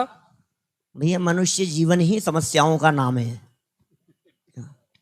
आप यदि ये सोच रहे हैं कि हमारी लाइफ में कोई प्रॉब्लम्स नहीं आएगी तो आप बहुत बड़ी भूल में हैं। अभी तो चर्चा चल रही थी, उदय तो सबके साथ में आता है, बदलता रहता है। हाँ, पार्श कुमार मुनिराज की चर्चा चल रही थी, ऋषभ कुमार की चर्चा चल रही थी, सबकी चर्चाएं अपन ने देखी, कितने मुनिराजों के प्रसंग देखे। उदय तो सबके साथ में बदलता है, और समस्याएं हर व्यक्ति की अपने अपने लेवल पर होती है। मैं आपको समस्याओं की बात बतलाऊं, एक घटना मुझे याद आ गई। हम 2-4 साल पहले की बात है, हम शिकागो से हमें आना था, न्यू जर्सी में शिविर था हमारा। हम लोग वहाँ पहुँच गए। दादा, स्वर्ण जयंती के पहले की बात है भाई साहब। दादा के रीढ़ की हड्डी में इतनी प्रॉब्लम थी जिसकी आप कल्पना नहीं कर सकते, वो सीधे चल नहीं सकते थे। स्वर्ण जयंती महोत्सव के तत्काल बाद में उनका 12 घंटे का ऑपरेशन हुआ रीढ़ की हड्डी का, दादा का। शिकागो से निकले, वहाँ से निकले, 10 बजे की फ्लाइट थी, सुबह 7 बजे घर से निकल गए। न्यू जर्सी पहुँचना था, 11 साढ़े 11 बजे तक वो न्यू जर्सी पहुँचने वाले थे। हम लोग पहुँच चुके थे। वो वहाँ पहुँचे, सामान चले गया उनका। अब वो फ्लाइट के लिए गए, फ्लाइट लेट, बैठे रहे। सुबह से नाश्ता वगैरह कुछ ऐसा लाए नहीं थे, थोड़ा बहुत कुछ करके आए थे। फ्लाइट लेट हो गई, वहीं बैठे रहे। फिर फ्लाइट और लेट, सूचना आ गई कि भाई ये फ्लाइट थोड़ी देर से। फिर थोड़ी देर बाद में पता लगा कि वो फ्लाइट में बैठ गए हैं, फ्लाइट में बैठ गए, अब रवाना होने वाली है। फिर मालूम चला कि जिस फ्लाइट के अंदर बैठे हैं वो फ्लाइट नहीं उड़ रही है। 2 घंटे हो गए, अमेरिकन एयरलाइंस की फ्लाइट थी। 2 घंटे वहां बैठे रहे। उसके बाद में जो कुछ भी हुआ उनको वहां से उतार दिया गया। इसलिए उतार दिया गया कि फ्लाइट के अंदर कुछ प्रॉब्लम आ गई है। वो वापस वहां उतर गए। वापस उतरने के बाद में कहा कि अब आपको नेक्स्ट फ्लाइट के अंदर जाना पड़ेगा। हमारे पास में सूचना आ गई वहां कि वो नेक्स्ट फ्लाइट के अंदर दोपहर में 3 बजे रवाना होने वाले हैं। इस एयरपोर्ट पर ही है वो, खाने पीने की कोई व्यवस्था नहीं है। दादा भाई दोनों साथ में हैं। अब कमर में खतरनाक दर्द है, 3 बजे फ्लाइट से आएंगे, वो 3 बजे निकलेंगे वहां से। ठीक है, 3 बजे फ्लाइट का समय हुआ। बीच में उनके एयर टर्मिनल चेंज हुए, वहां से वहां गए, वहां से वहां गए, कुछ बड़ी कितनी समस्याएं। 3 बजे फाइनली वो फ्लाइट में बैठ गए। हमारे पास में सूचना आ गई, उन्होंने कॉल कर दिया, मैसेज मिल गया कि 4:30 बजे उनको लेने के लिए एयरपोर्ट पर जाना है। अब वो फ्लाइट के अंदर उड़े। उड़ने के बाद में क्या हुआ, 3 बजे वो फ्लाइट में उड़े और 1-1.5 घंटे में ही, जो फ्लाइट करीब 2 घंटे में पहुंचने वाली थी, 1.5 घंटे में फ्लाइट उतरी। और उनसे जो है उन्होंने देखा इतनी जल्दी कैसे आ गई फ्लाइट। तो मालूम चला आगे कहीं भयंकर तूफान आने वाला था। वो फ्लाइट दोबारा घूम करके शिकागो ही उतर गई। फिर वहीं वो रात को 3 बजे वो वहां पहुंचे, फ्लाइट दूसरी हो गई। फिर वो टिकट मिले नहीं, वो उनमें चेंज हो गया। फिर दूसरी एयरलाइन की फ्लाइट ली। रात को 3 बजे पहुंचे वो वहां। अब 3 बजे पहुंच गए तो उन्होंने पूछा सामान। बोले सामान तो अभी नहीं मिलेगा, सामान तो कल मिलेगा आपको, अभी यहाँ तो हमारे पास में तो है नहीं इस तरह का सामान। अब वो 3 बजे उनको ले आए, होटल में आ गए, सामान लगेज कुछ था नहीं। अब वो वापस दूसरे दिन किसी के साथ में, क्योंकि पहचानता कौन उनके सामान को, लगेज को, उनके साथ में फिर एयरपोर्ट पर गए सामान लेने के लिए। तो उन्होंने कहा कि आपका सामान तो है ही नहीं हमारे पास में। कि क्यों नहीं है? क्योंकि आपने तो सामान हमारा बुक करवाया नहीं था। अमेरिकन एयरलाइंस से आए थे, पहले यूनाइटेड एयरलाइंस से आने वाले थे। लगेज दिया था उन्होंने यूनाइटेड एयरलाइंस के पास में, सफर करके आए अमेरिकन एयरलाइंस से। बोले आपने तो लगेज हमारे दिया ही नहीं था, आपको मिलेगा कैसे? नहीं मिलेगा। यूनाइटेड एयरलाइन वालों के पास में गए तो उन्होंने कहा पैसेंजर ने हमारे यहां फ्लाई ही नहीं किया, आप लगेज मांग रहे हो?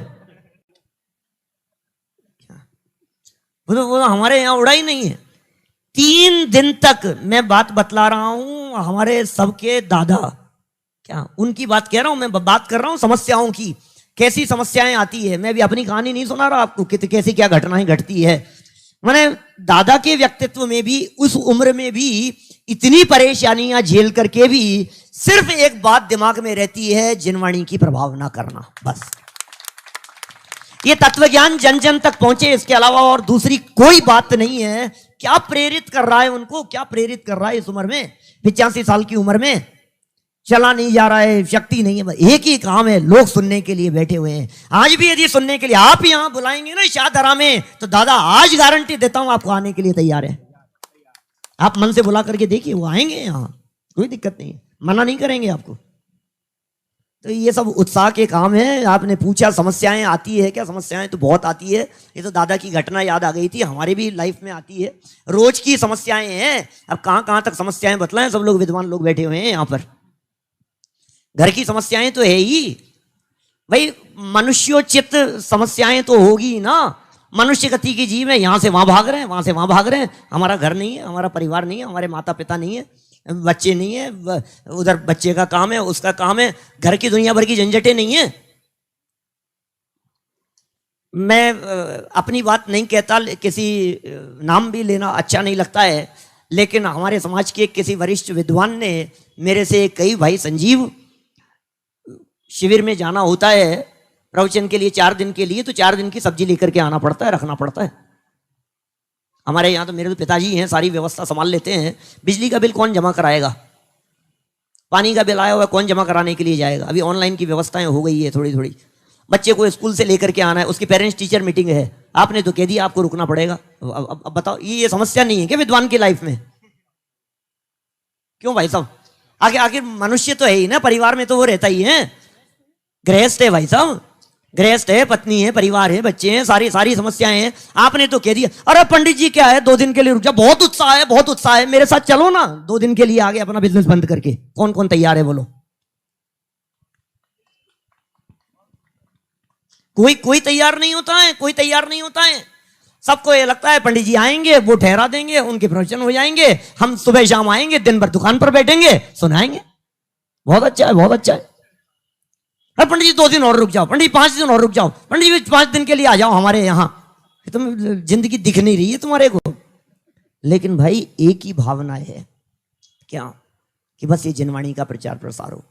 जिन शासन की प्रभावना के लिए कमर कसी है, एक ही काम करेंगे, दूसरा कोई काम नहीं। घर चले तो चले, दुकान चले तो चले, दुनिया हिले तो हिले, जो होना हो सो होता रहे। कोरोना के समय में भी दौड़ता रहा मैं, दूसरी लहर के समय एक दिन नहीं रुका मैं, कंटिन्यू। लोग कहते अरे और कोरोना बढ़ रहा है, आप कहां जा रहे हो, आप वहां जा रहे हो, 20 जगह कार्यक्रम करके आए, सारे सब जगह घूम करके। कोई बात नहीं, जो होगा क्रमबद्ध क्यों पढ़ाते हैं, होगा हो जाएगा, उसमें क्या है। घर में होगा वो बाहर हो जाए, घर में बैठे रहने वालों के नहीं होता है क्या? तो ठीक है, ये सब चलती रहती है समस्याएं। आप क्रमबद्ध का विचार कीजिए, कर्म के उदय का विचार कीजिए, नए का विचार कीजिए। बहुत सारे सिद्धांत ऐसे हैं जो आपको प्रेरित करते हैं, आपको सहज रहने की कला सिखाते हैं। ये जैन दर्शन कुछ अद्भुत निधि मिल गई है हमारे को, हमारे महाभाग्य से मिल गई है। अब हम ही अभागे ऐसे हों जो उसका स्वाद नहीं लेवे हैं, तो फिर टोडरमल जी 20 नंबर पेज पर लिखते हैं, तेरे अभाग्य की महिमा तो हमसे नहीं कही जा सकती। एक बात, भाई साहब ने संघर्ष की बात की तो मुझे खुद ये बात याद आई।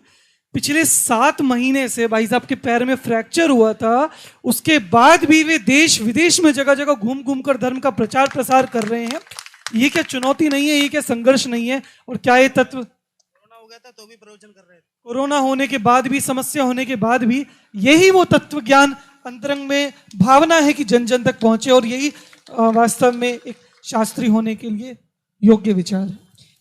कितनी महिमा इस तत्व ज्ञान की है। मैंने ये प्रश्न इसलिए पूछा था कि प्रॉब्लम्स तो सबके जीवन में हैं और आएंगी, पर उनका एकमात्र समाधान है। हमारे जीवन में कोई छोटी सी परेशानी आ जाती है, हमारे चेहरे पर सिकन आ जाती है, पर आदरणीय भाई साहब के चेहरे पर हमने आज तक कभी एक सिकन नहीं देखी है। इसका एकमात्र प्रतिफल है तत्व ज्ञान और वितरागी तत्व ज्ञान। तो हम सब भी अपना जीवन, अपने बच्चे, अपने परिवार वालों को इस तत्व ज्ञान में ही समर्पित करें। भाई साहब, परिवार का बहुत बड़ा योगदान होता है।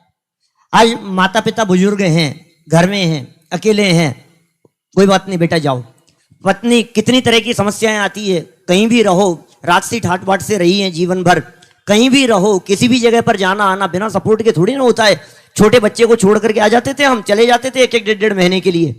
2 साल का बच्चा, 3 साल का बच्चा घर छोड़ करके चल दिए, 1.5 महीने बाद में आएंगे, 2 महीने बाद में आएंगे। तो ये उनका भी रहता था, नहीं कोई बात नहीं आप करो।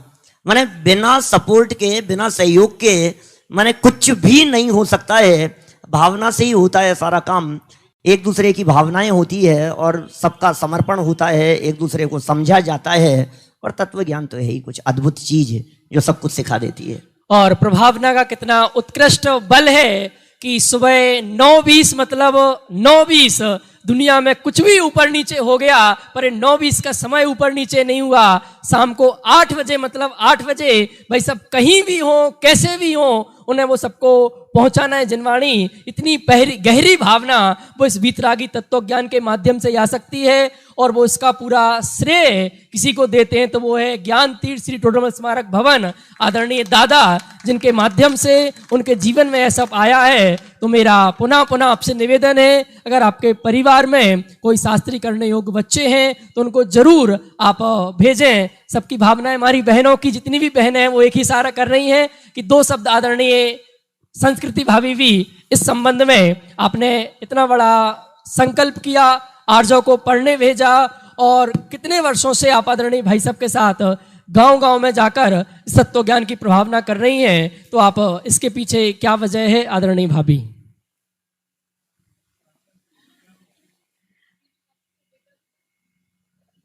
जय जिनेन्द्र सभी को। मैं इतना बोलती नहीं हूँ, फिर भी आज आप लोग कह रहे तो बोलती हूँ। आप कह रहे हैं पति भी शास्त्री और बेटा भी शास्त्री, तो पति तो शास्त्री नहीं है। हमारे घर में पहला शास्त्री हमारा बेटा ही होगा और वो तो शास्त्रियों को पढ़ाते हैं। हाँ।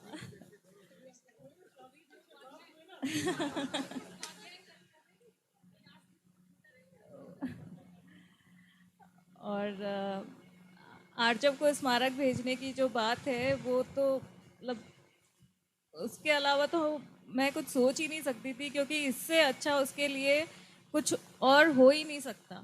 मतलब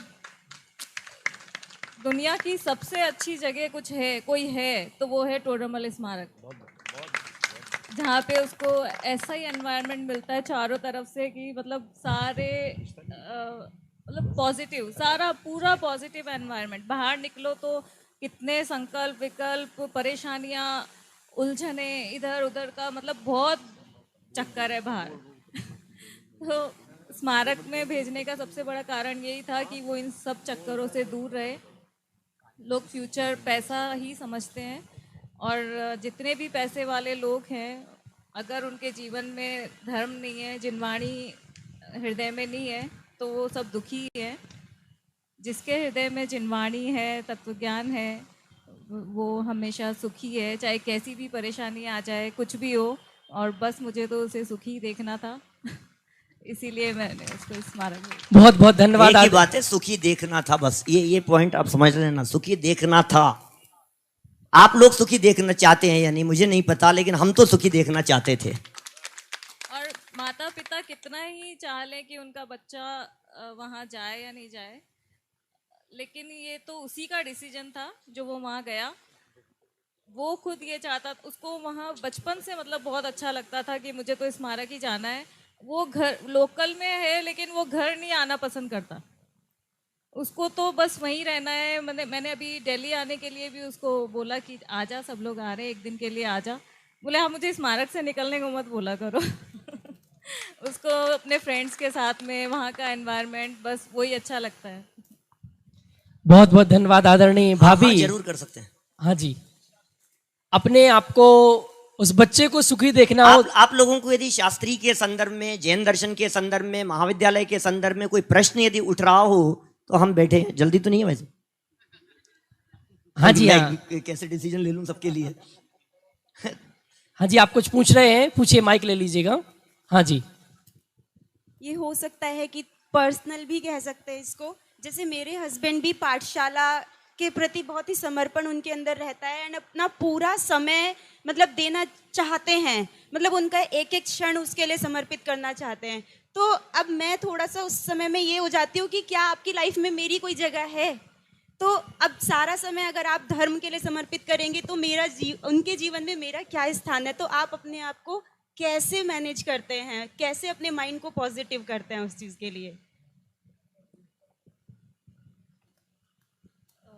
मैं तो उनके साथ ही रहती हूँ हमेशा, हमारा तो 24/7 का साथ है तो इसलिए वो समय वाली बात हमारे ऊपर तो है ही नहीं, और इसीलिए भी इतना भी बाहर निकल देते क्योंकि हम दोनों साथ होते हैं तो कोई ऐसी प्रॉब्लम नहीं आती है।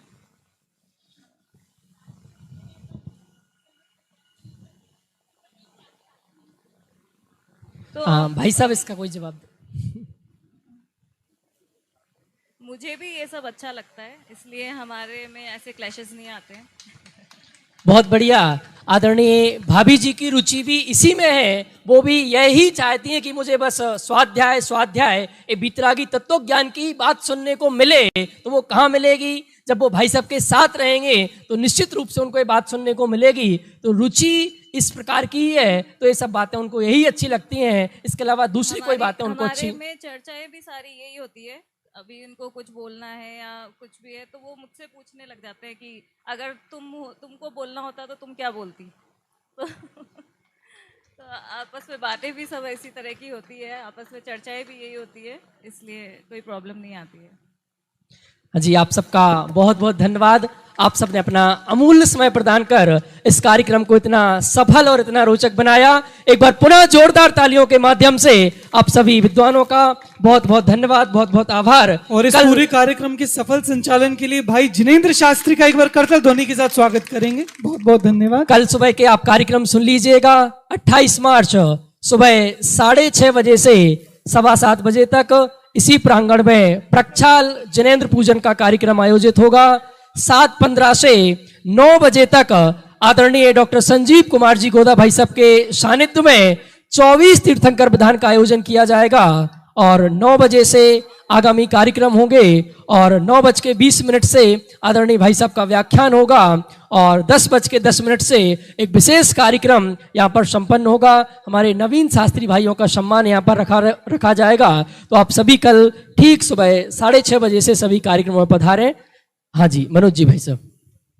जितने भी कलश विराजमान करता और जिनवाणी स्थापन करता और अष्टप्रातिहार्य करता सुबह समय से पहले 6:45 बजे तक मंदिर जी में जरूर पहुंच जाएं, क्योंकि वो व्यवस्था सुचारू रूप से चल पड़े और क्योंकि डॉक्टर साहब का प्रवचन सही 9:20 पे शुरू